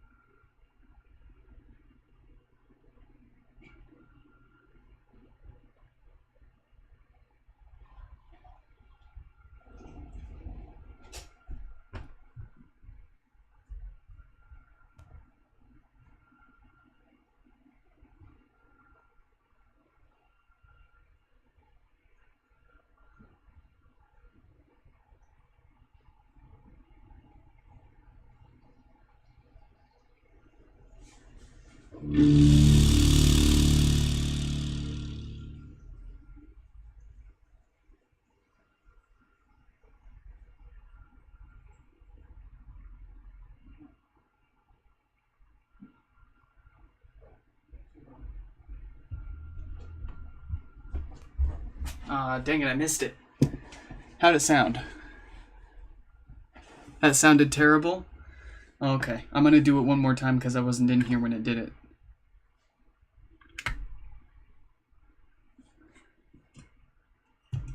Oh, I grabbed an acai so we can stay hydrated here.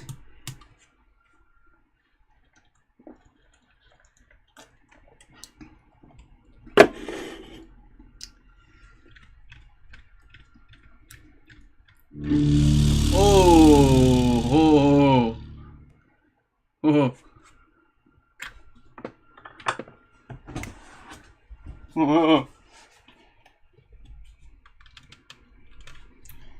That sounds like a bent to shit subwoofer to fit. If I ever knew what one sounds like.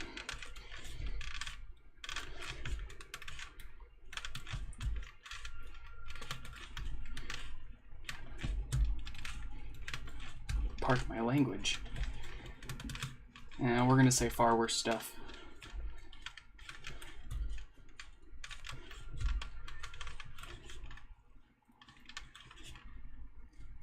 Hey Jacob, welcome to the chat. Glad you could join us.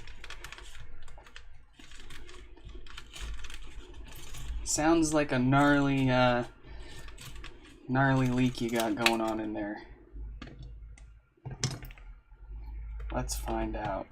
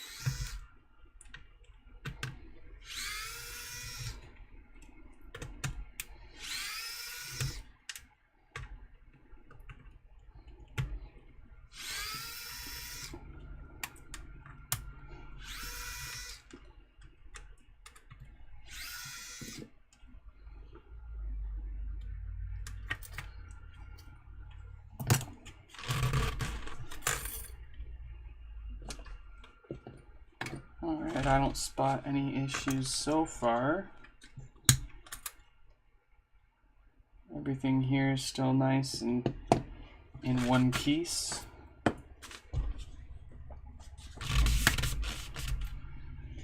The basket looks good too. Very nice. That came off real easy. Ah, forgive me, folks. I almost forgot about your side view there.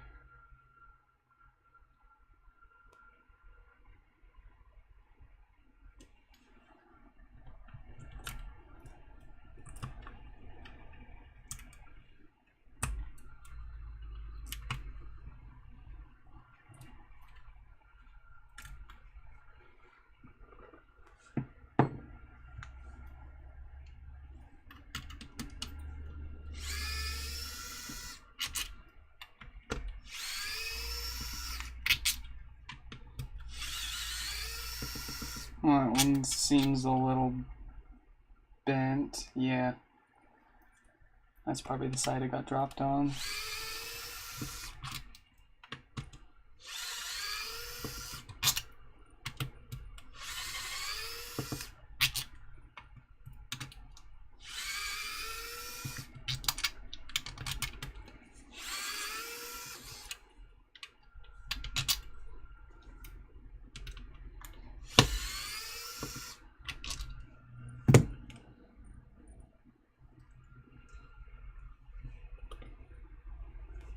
Time for the pry.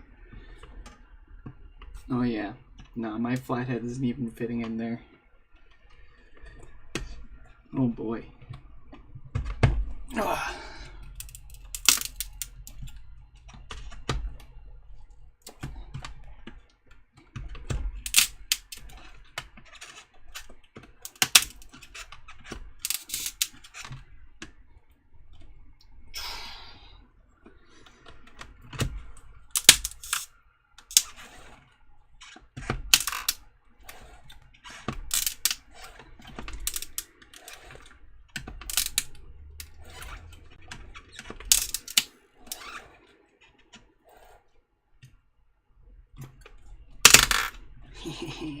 Boy.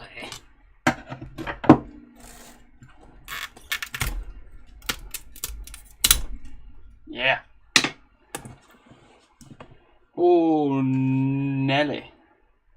That is bent in. There's your problem.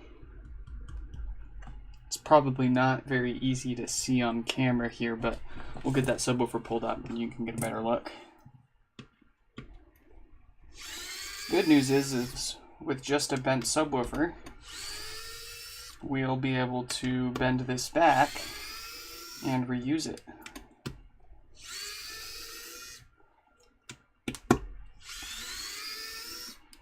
But that is certainly going to cause issues with it sitting nice and allowing it to seal with the gasket underneath, resulting in the sound that we heard.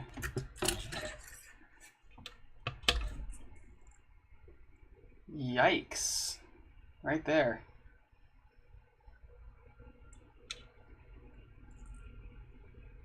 The rest of it looks fine, feels nice and smooth, and it smells fresh. Just doesn't look fresh. So we'll set that to the side. Probably going to need a new gasket here too because of how long it's been pushing in on it right there.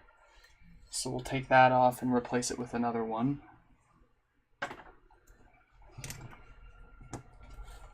So now that we know what our issue is, we're just going to go ahead and tear this the rest of the way down, and we're going to do a little bit of preventative maintenance here. Just replacing that diode on the amplifier that we always go and replace on all the no power ones.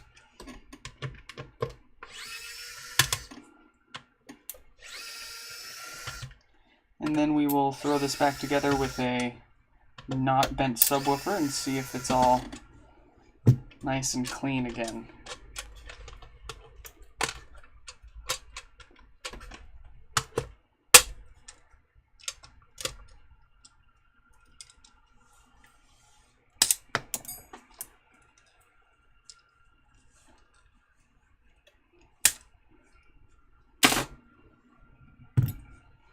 I'm also suspicious of this ring here. Does it got any damage? Nope, this ring looks good. What about this one?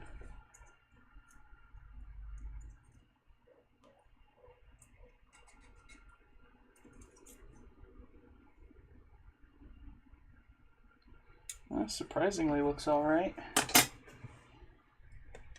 Let's take another closer look at this, make sure. Alright, yeah, that looks good.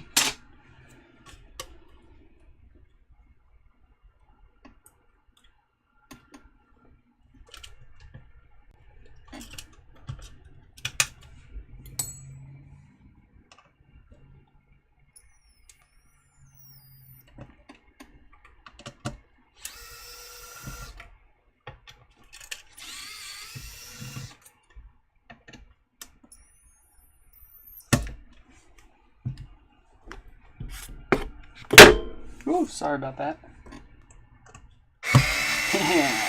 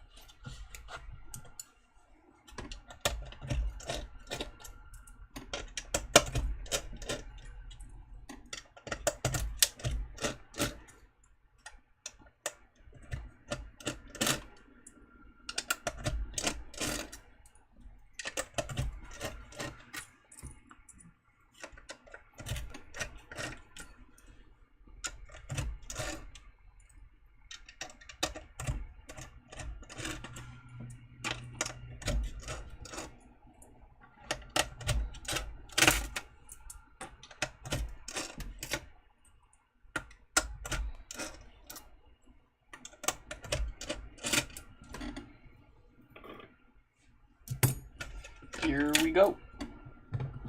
So this board doesn't need anything done to it, but like I said, this little pesky diode on here just fails so often that regardless of what a HomePod comes in for here, we replace this diode every single repair.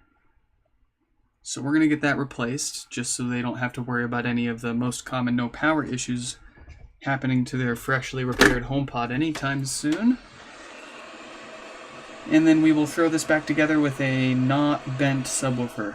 See if it sounds nice and good again.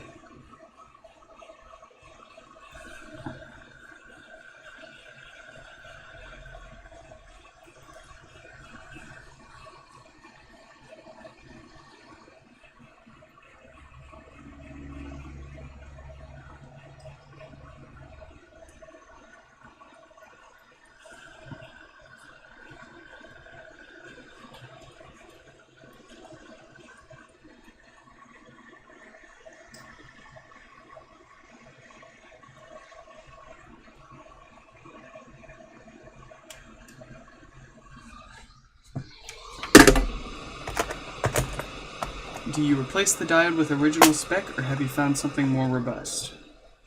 Currently, we replace this with another one of the exact same spec. But we had some good suggestions during the live stream, or yesterday's live stream, of potentially using a higher amperage, higher voltage rated diode in its place. I've got a few on order that I'm waiting to show up here to see if give it a test and see if there's any unforeseen consequences with that before we start offering it for other people.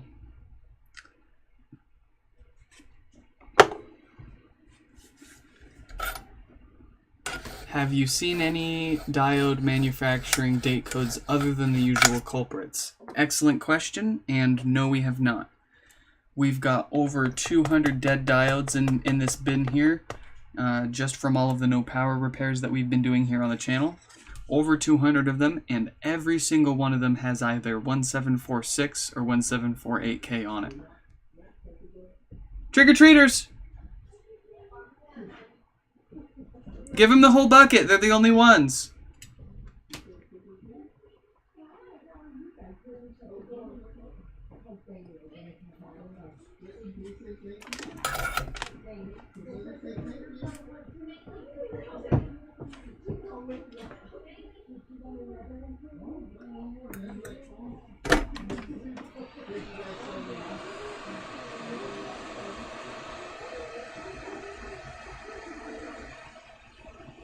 So correlation isn't always causation. There could be a simple explanation that they just simply had more of these diodes with that date code on it when they went to manufacture these. When they went to put together these HomePods. But it is, to this day, at the very least, a striking coincidence.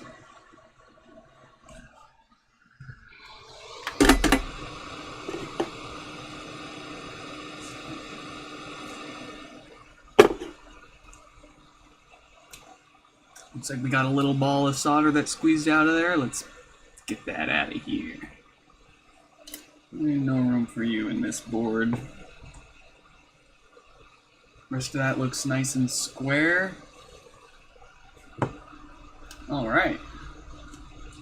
Let's swap our cameras and give this a quick test.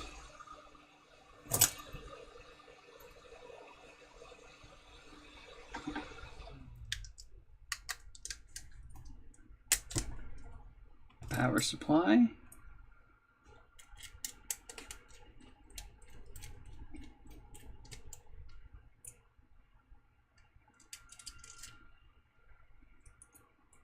Oh man, that's still really hot. We're gonna stick it in front of the fan here for just a sec.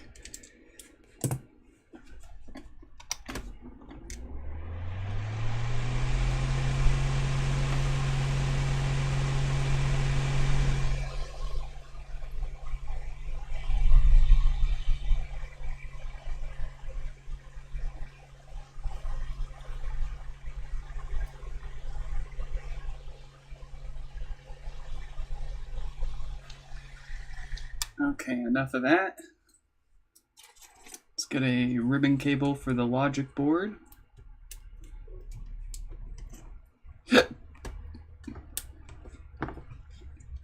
Power connector. Doof woofer. Logic board. And some power.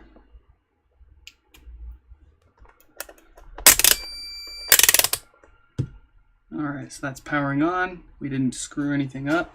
It's always good to see.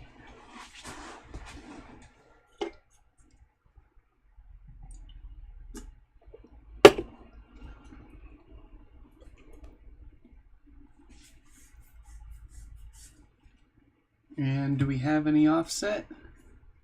Oh, beautiful. No, we do not. We've got about 1 to 2 millivolts of DC offset here. Let's just make sure the base works. Of course it does. All right. So that is a happy little amplifier. Let's go ahead and throw this HomePod back together with a fresh subwoofer. And then in our free time, we will take a hammer to that bent up old subwoofer and straighten it out so that way it's ready to be reused for someone else. That way, we don't have to charge them any extra for replacing the subwoofer because we can reuse their old one. If we weren't able to reuse the old one or fix it, then typically we charge a little extra, but we try to reduce and reuse as much as we can here. Kind of the whole idea behind, repairing stuff, eh? Some people are more particular than others about, oh, you bent it, you want to bend it back and replace it. But some people, like myself, it doesn't make a difference. Not unless it's severely bent up to the point where it's starting to throw the speaker cone off center, and then I'd be concerned about it like scratching and damaging the voice coil. But that one had free actuation and just a little bend on the outer edge. And I'll show you guys really quick how I straighten them out real fast here. So what I do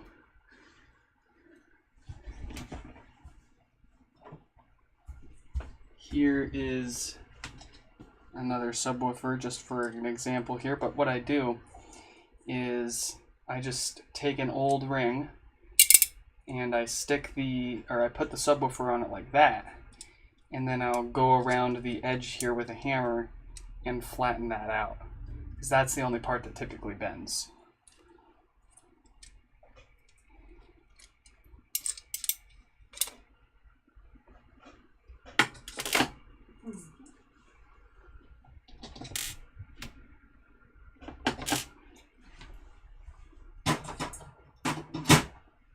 Okay.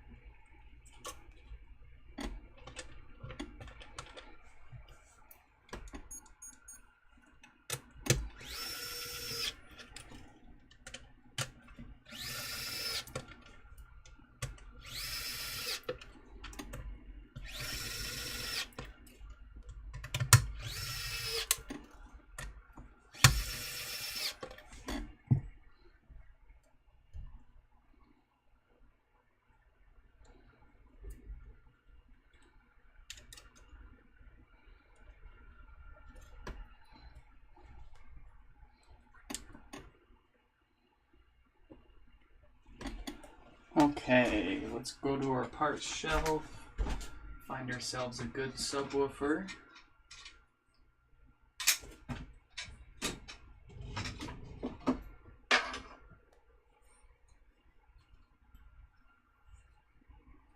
Yes, we've got one. So it's nice and straight all the way through, not bent up. I think actually this one I've already straightened up from a prior repair. So we're going to be sure to factory reset this, set it up, and do some thorough testing with this to make sure that it's all nice and performing the way that we want it to.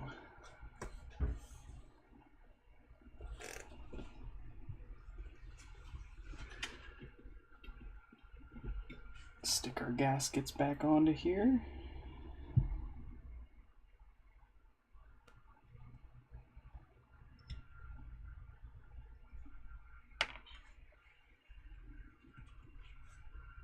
Or actually, these are grommets, not gaskets.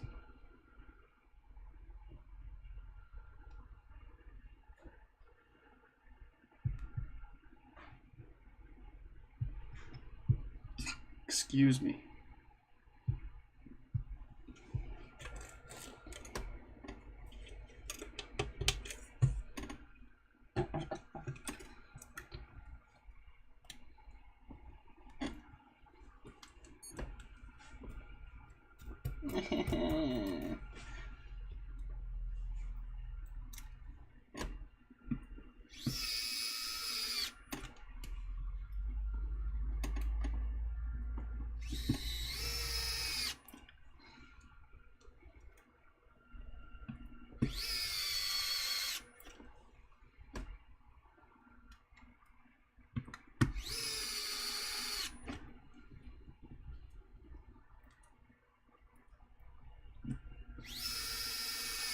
What's the approach to straightening the subwoofer? Just flatten it against the surface with the mallet?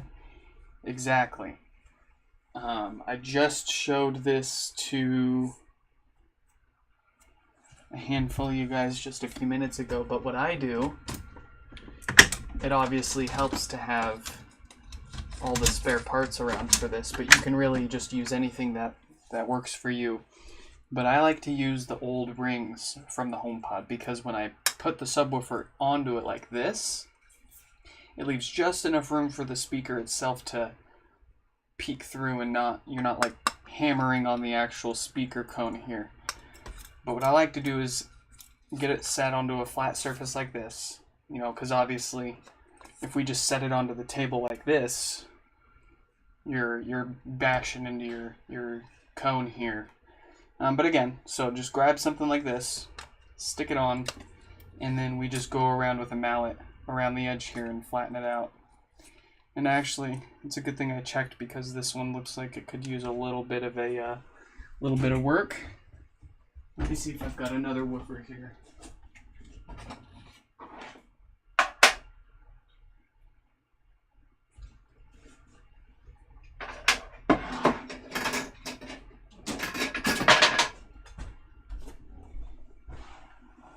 Here we go.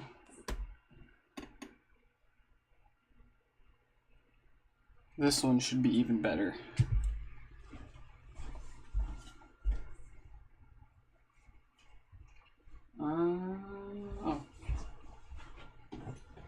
Oh, wait a sec. No, we put the good one in here. I'm being silly. But yeah, that actually shows you pretty well how much of a gap there is in there, how bent up that was. Anyways, we've got the good woofer in there.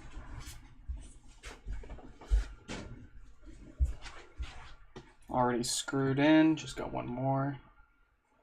I have a similar USB screwdriver, but it doesn't have enough torque for the HomePod screws. Which model are you using? So, my little itty bitty guy here manages to take out about 95% of the screws that we encounter with HomePods here. And this is the ES15 motion control electric screwdriver. One of our prior repair customers and subscribers, Jim, actually bought not just this one for us, but for those 5% of the screws that really put up a fight, he got us this big one too. And this one's made by Hoto. And you can get this on Amazon just the same as this one. And then he also got us a second one of these just as a spare to have, just in case. So that was awful nice of him to hook us up and really step up the game here, because this thing is way faster than I could crank any screws with by hand.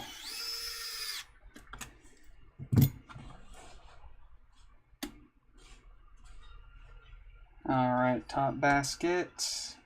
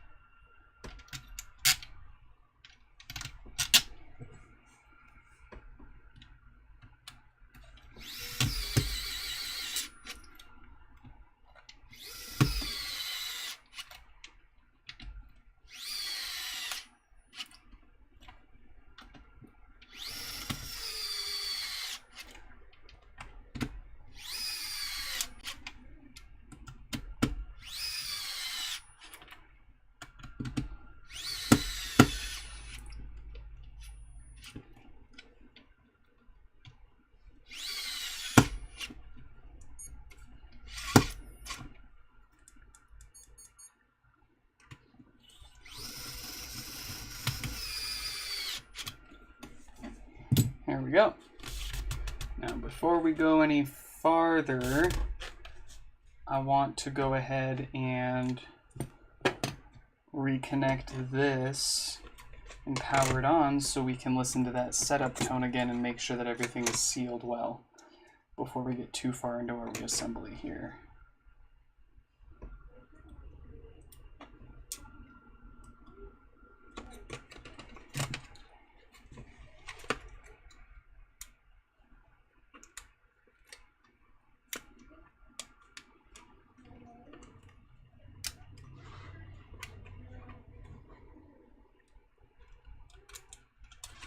Go on, get in there.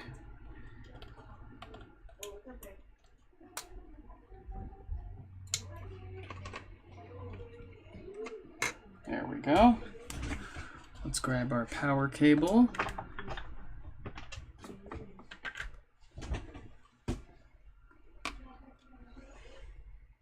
Alright, that is now booting up. We'll just hold this in place so it doesn't rattle around and give us any red herrings here.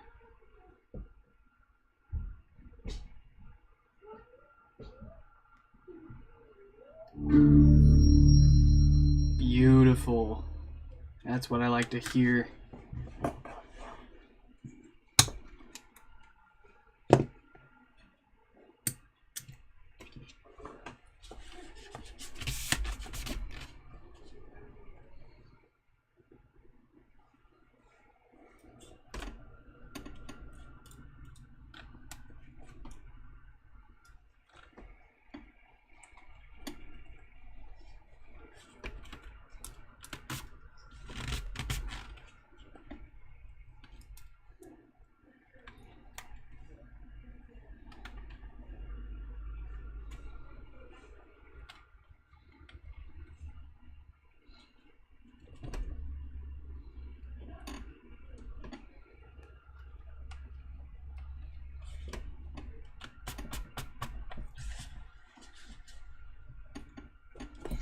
Yeah, if there's any issue with the sound or seal with the gaskets, that startup sound will almost always reproduce it for you.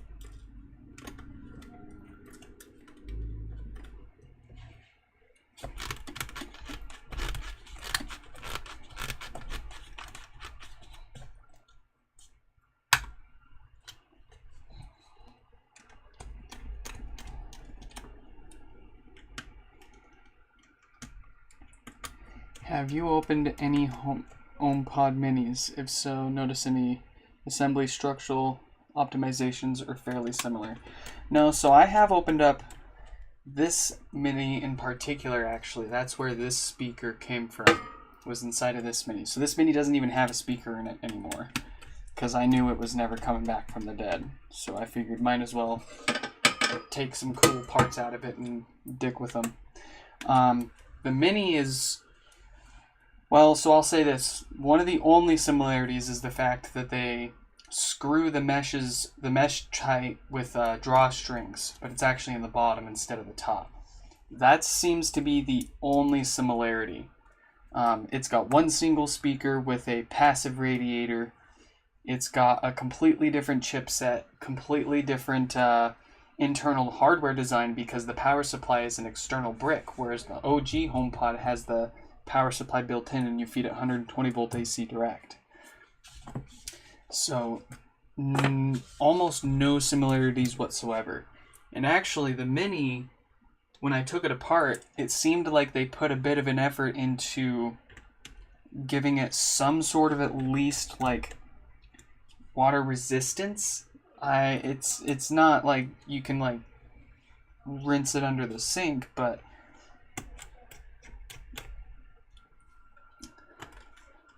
it was put together in a way that made me think that they thought about people putting these in their bathrooms and such, where there's like, you know, a little higher humidity than what you'd expect in a typical living room.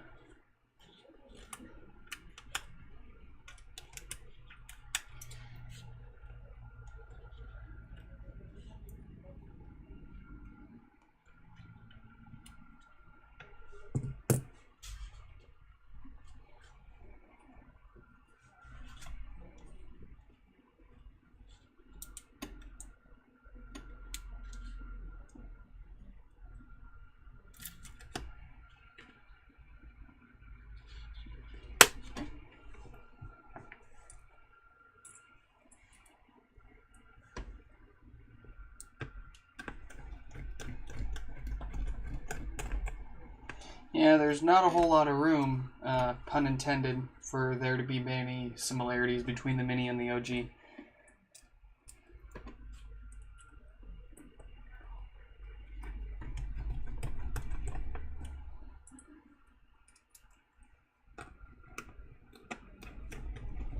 Wildly different design.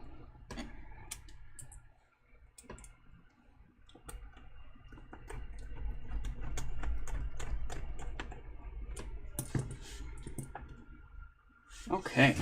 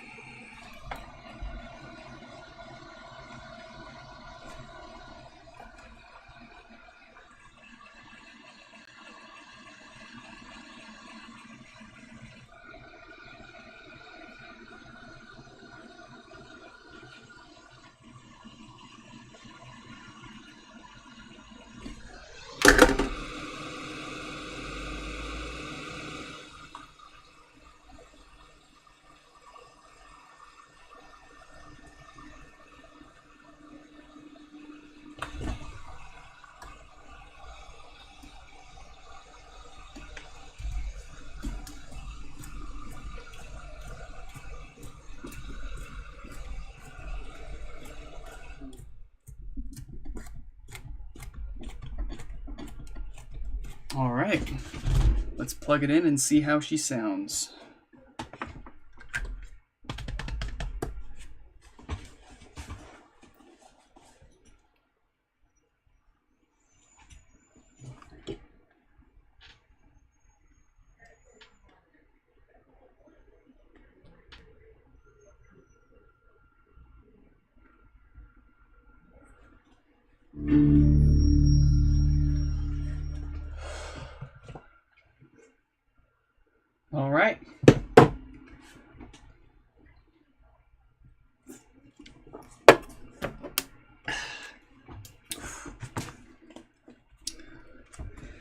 Which one was this? Number 4?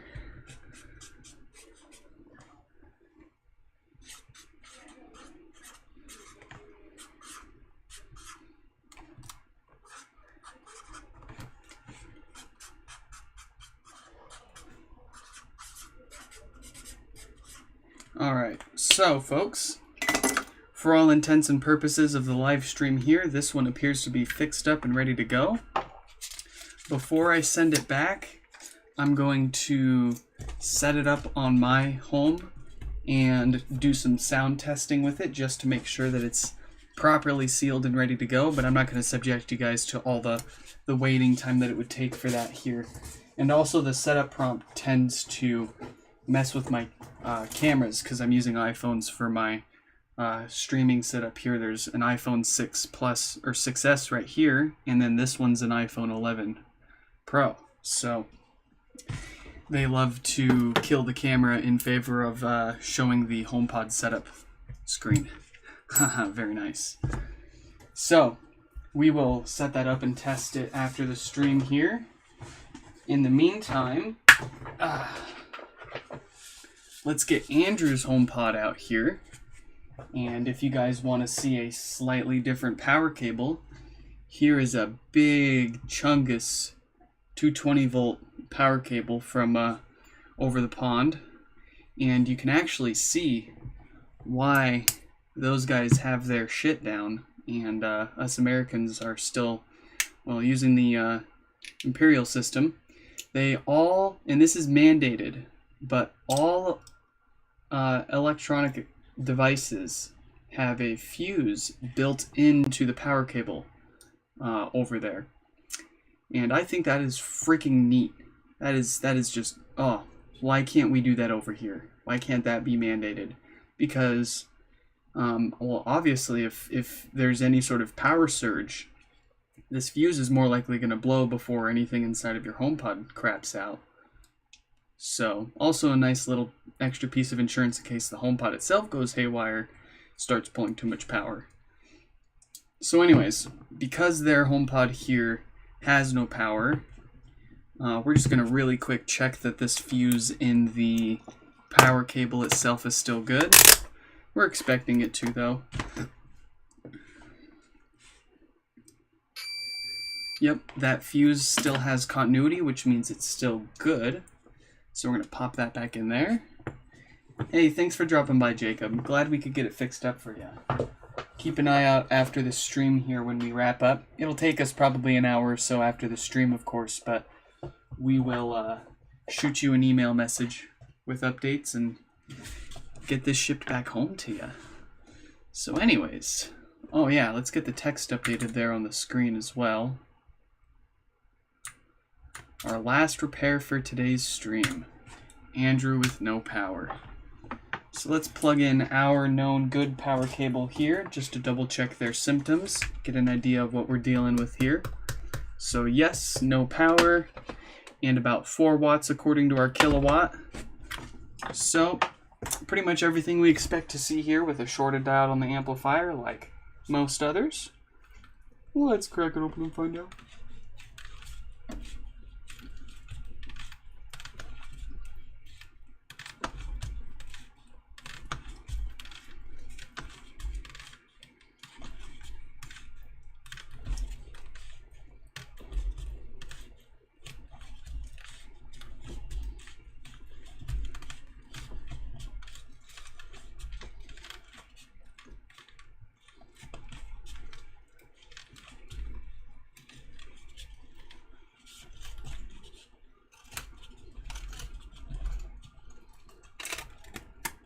There we go.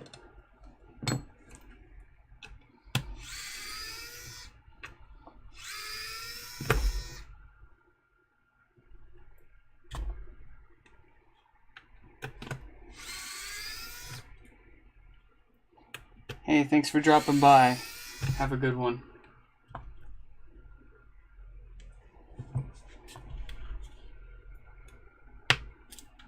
Always love it when people ask questions.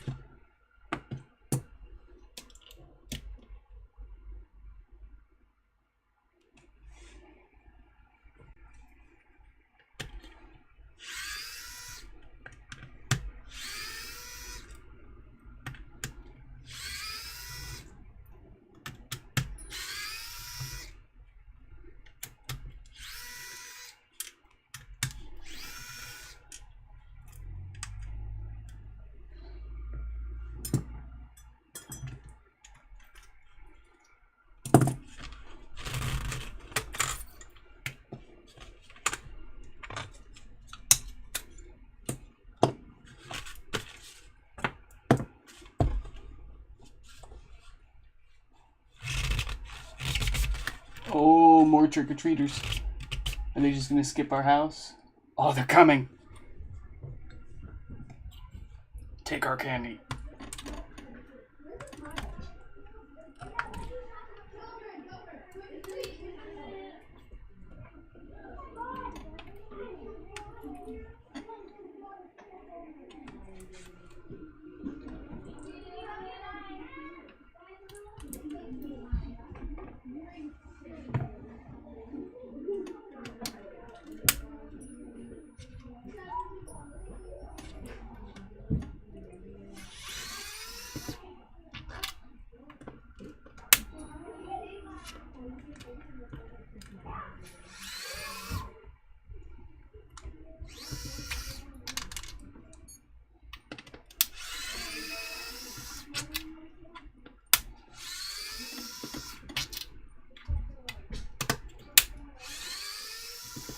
Will Apple ever make a HomePod to be used over Bluetooth?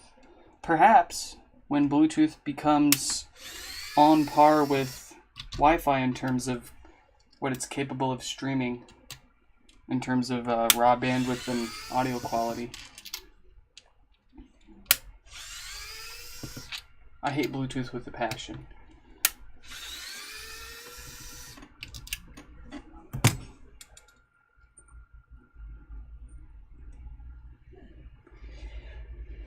But that's just me. I'm a weirdo.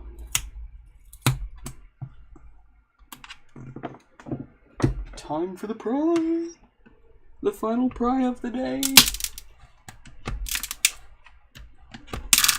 And it's coming up real easy too. Very nice. We love to see it.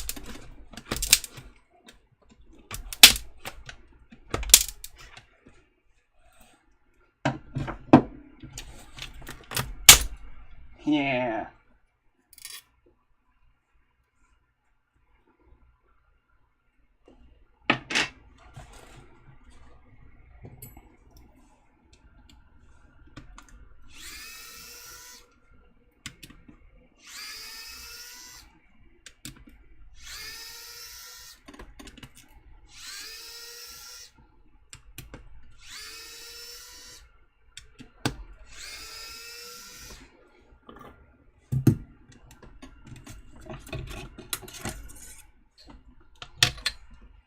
Oh, woofer check. Almost forgot. Looks good. Feels good. Okay, yeah, that smells great. Just messing with you guys.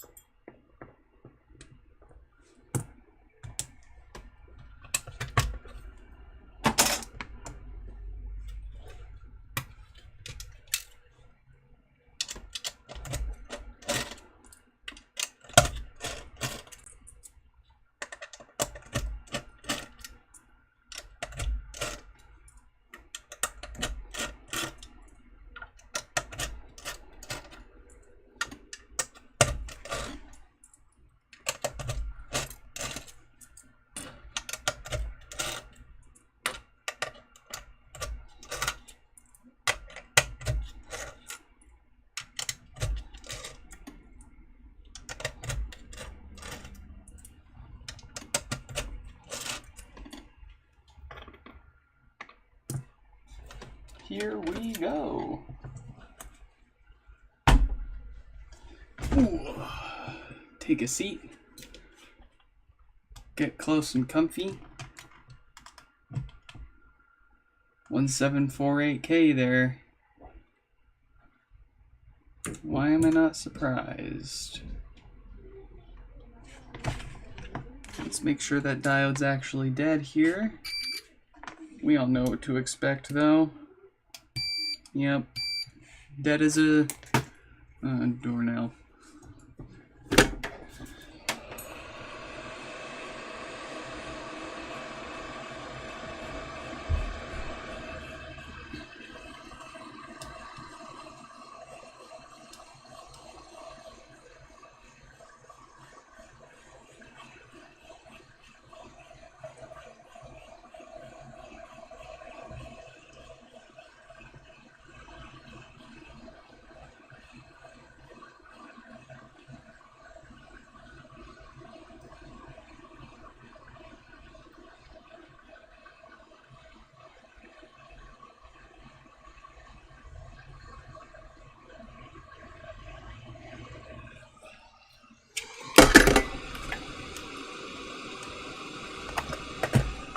Stick that into our dead pile.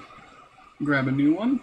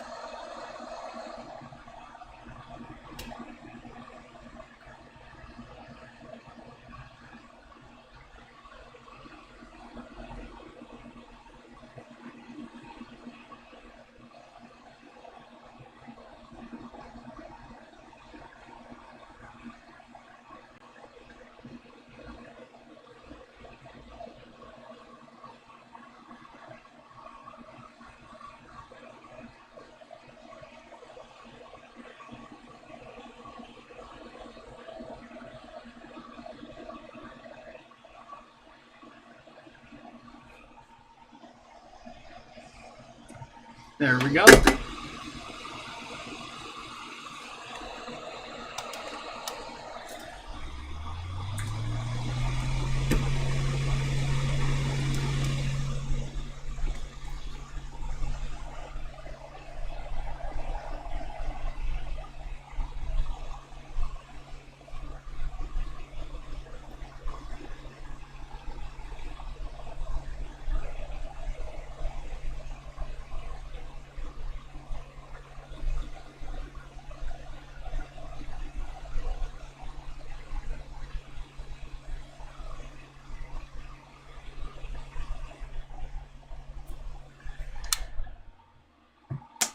All right. Let's see if we've got an easy last repair first, or if it's also got any DC offset issues or any other power issues that we're missing.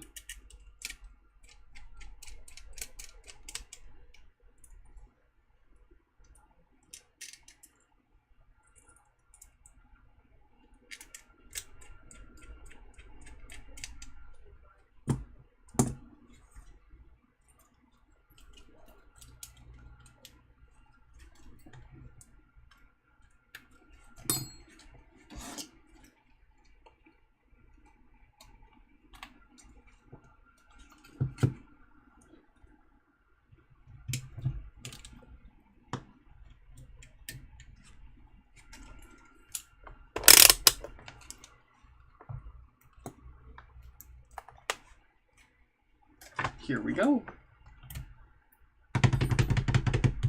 Booyah. 5 out of 5.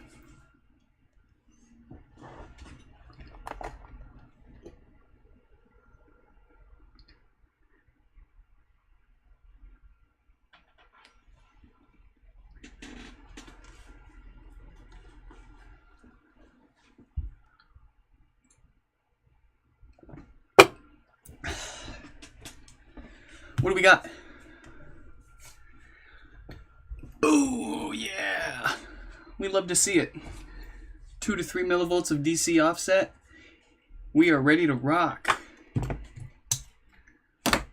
Let's throw this back together and go eat some curry.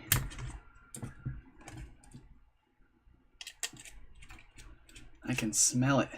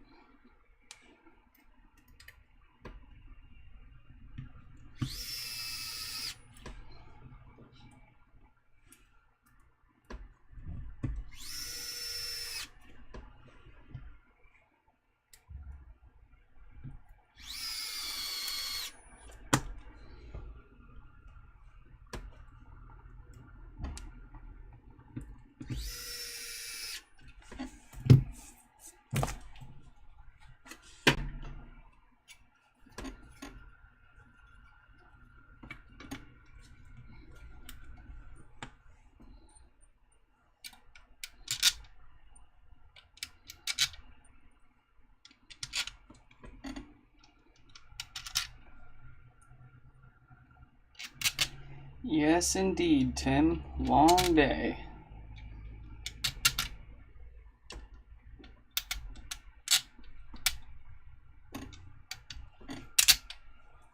But a good one.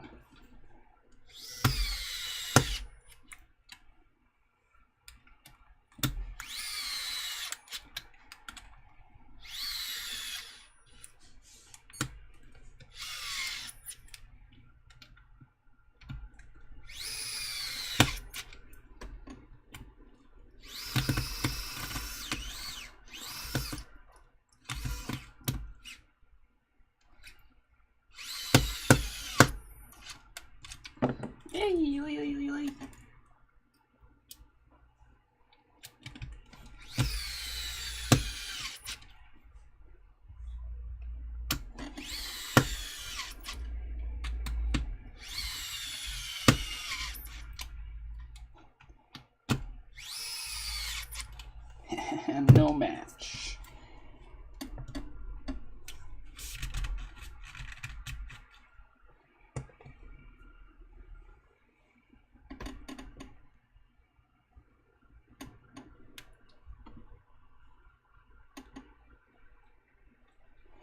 I don't think it's the longest stream we've done. I think we had a stream with 5 that showed up in one day that took around 4 to 4.5 hours. So we'll be just shy of that one.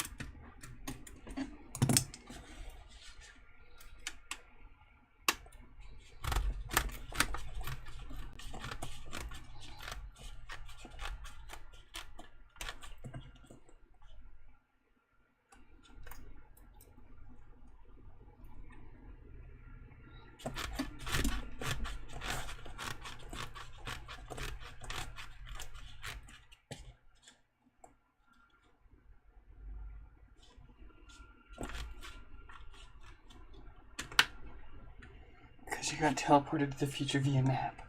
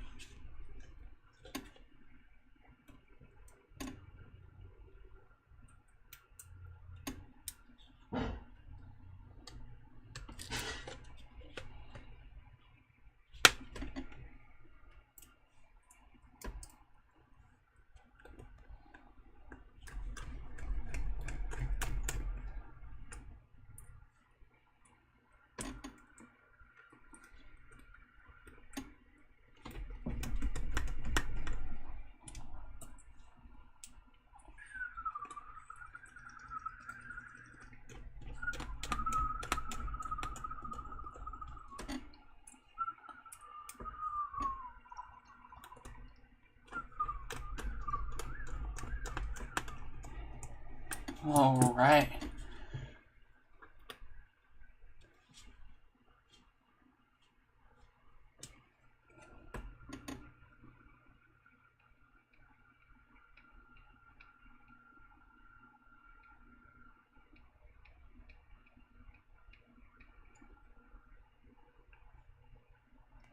Let's fucking go.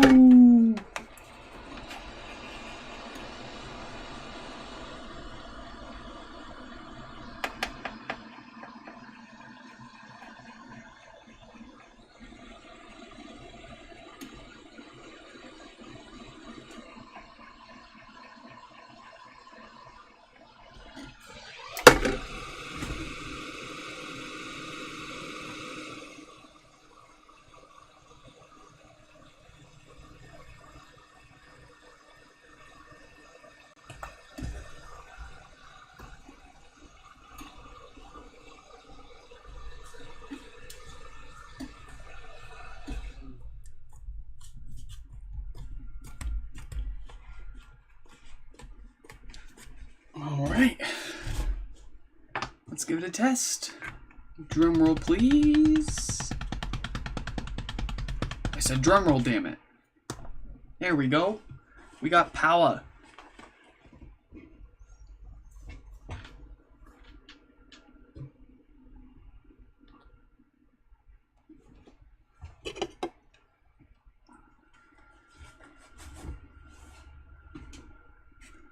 Do we got sound? I'm having trouble connecting to the internet. And we got even volume buttons.